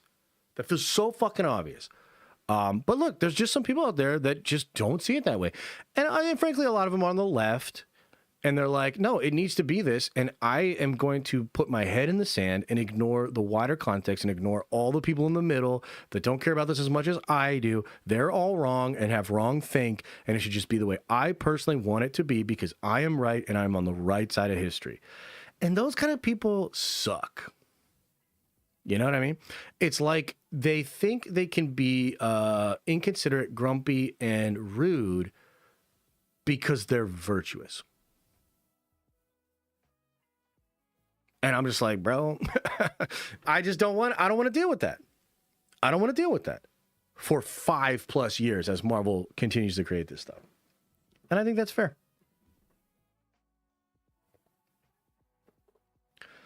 Do you think James Gunn's weird stance against Reeves and Batman, in which made more money than Superman, is going to bite him in the ass if he doesn't merge universes? Well, it seems like Gunn wants them to merge universes. You know, Grace kind of implied yesterday on her movie math that Reeves is still not going to play ball because Superman didn't make enough money. And it's like, yo, that's kind of on you, Gunn. Like, do you know what I mean?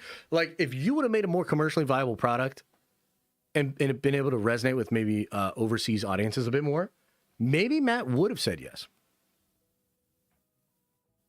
You know, like maybe Matt would have said yes, but as it stands right now, it doesn't seem like he's going to. I think Gunn knows he's kind of fucked when it comes to Batman. And I think that's why he's doing the Superman saga. You know what I mean? You know, I think Matt should play ball. My personal opinion as a fan is Matt should play ball. The sake of DC is more important than the ego of these two gentlemen. However, if I'm Matt, dude, you have every right to say no to Gunn. You've made more money than him. You have a show that got viewed more than any of Gunn's shows and has won Emmys. Like, he has every right to tell Zaslav, to tell James, to tell Peter to fuck off. And if Gunn wanted him to not be able to say that, he should have made a movie that was more successful than Matt's. He should have made a show that was more successful than Matt's. That's not nice. Well, it's show business, not show friends. You know what I mean? The industry's not nice. Motherfuckers don't do shit because it's nice. I don't like Batman too much, but Penguin, How I Met Your Mother Girl, they were great. Okay. Honestly, if I was Matt, then I would say yes to get goodwill from the fans. And that's a fair point. I mean, this could come back to bite Matt Reeves in the ass, too. What if Batman 2 is a bomb? What if Batman 2 is a bomb, and then all of a sudden Matt Reeves looks kind of silly because he probably should have just done World's Finest. He probably should have just... Like, that's absolutely possible. You know what I mean? But as we're talking about what's happening right now, I think it's just fair. Like, Matt has every reason to say fuck off. Like, that's just what it is. And that seems like what he's doing. That seems like what he's doing is telling them to fuck off. So we'll see. It's a bold strategy. It's a bold strategy. Did you see that Warner Brothers might be sold to Paramount? I think Gunn & Co. are going to be screwed either way. Yeah, I mean, that's kind of been like a long-standing rumor. I don't actually see any new evidence of this. And in fact, Warner Brothers has kind of made a turnaround. You know, they've done pretty well this year in the box office. So, I don't know. In regards to how Gun is for Elseworlds is feasible. Sure. Fantastic Four should have made more than Superman. Too bad he's a bigger face. Yeah, but still, like, you're talking about, like, two people in the middle of the pack. Like, you're talking about a race. And you're talking about people that came in 4th and 5th. And we're like, oh, dude, that dude that came in 4th, so much better than that dude that came in 5th. And it's like, yeah, but neither one of them made the podium. You know what I mean? Neither one of them are going home with a medal. So what are we really talking about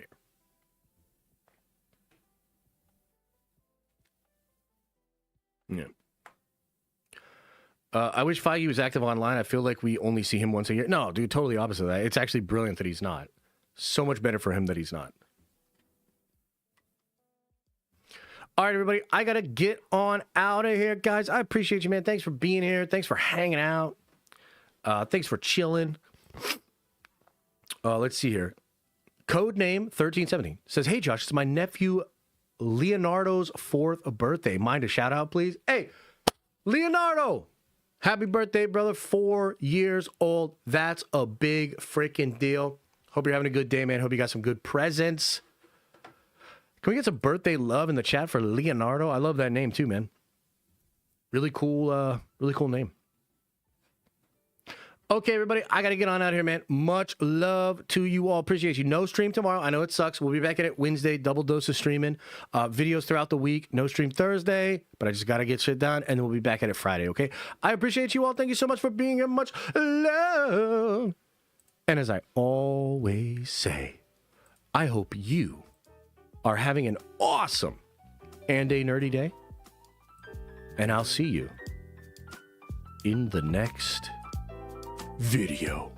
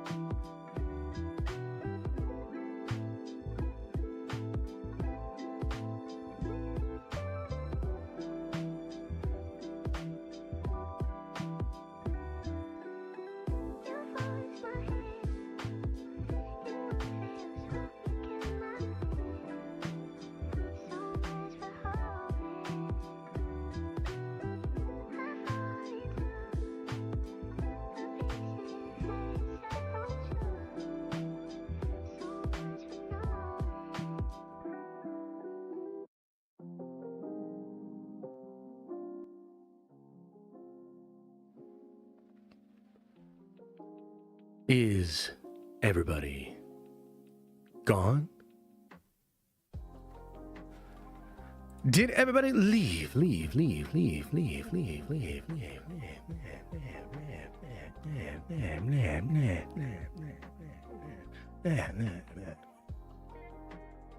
Anyway, another happy landing, huh, chat?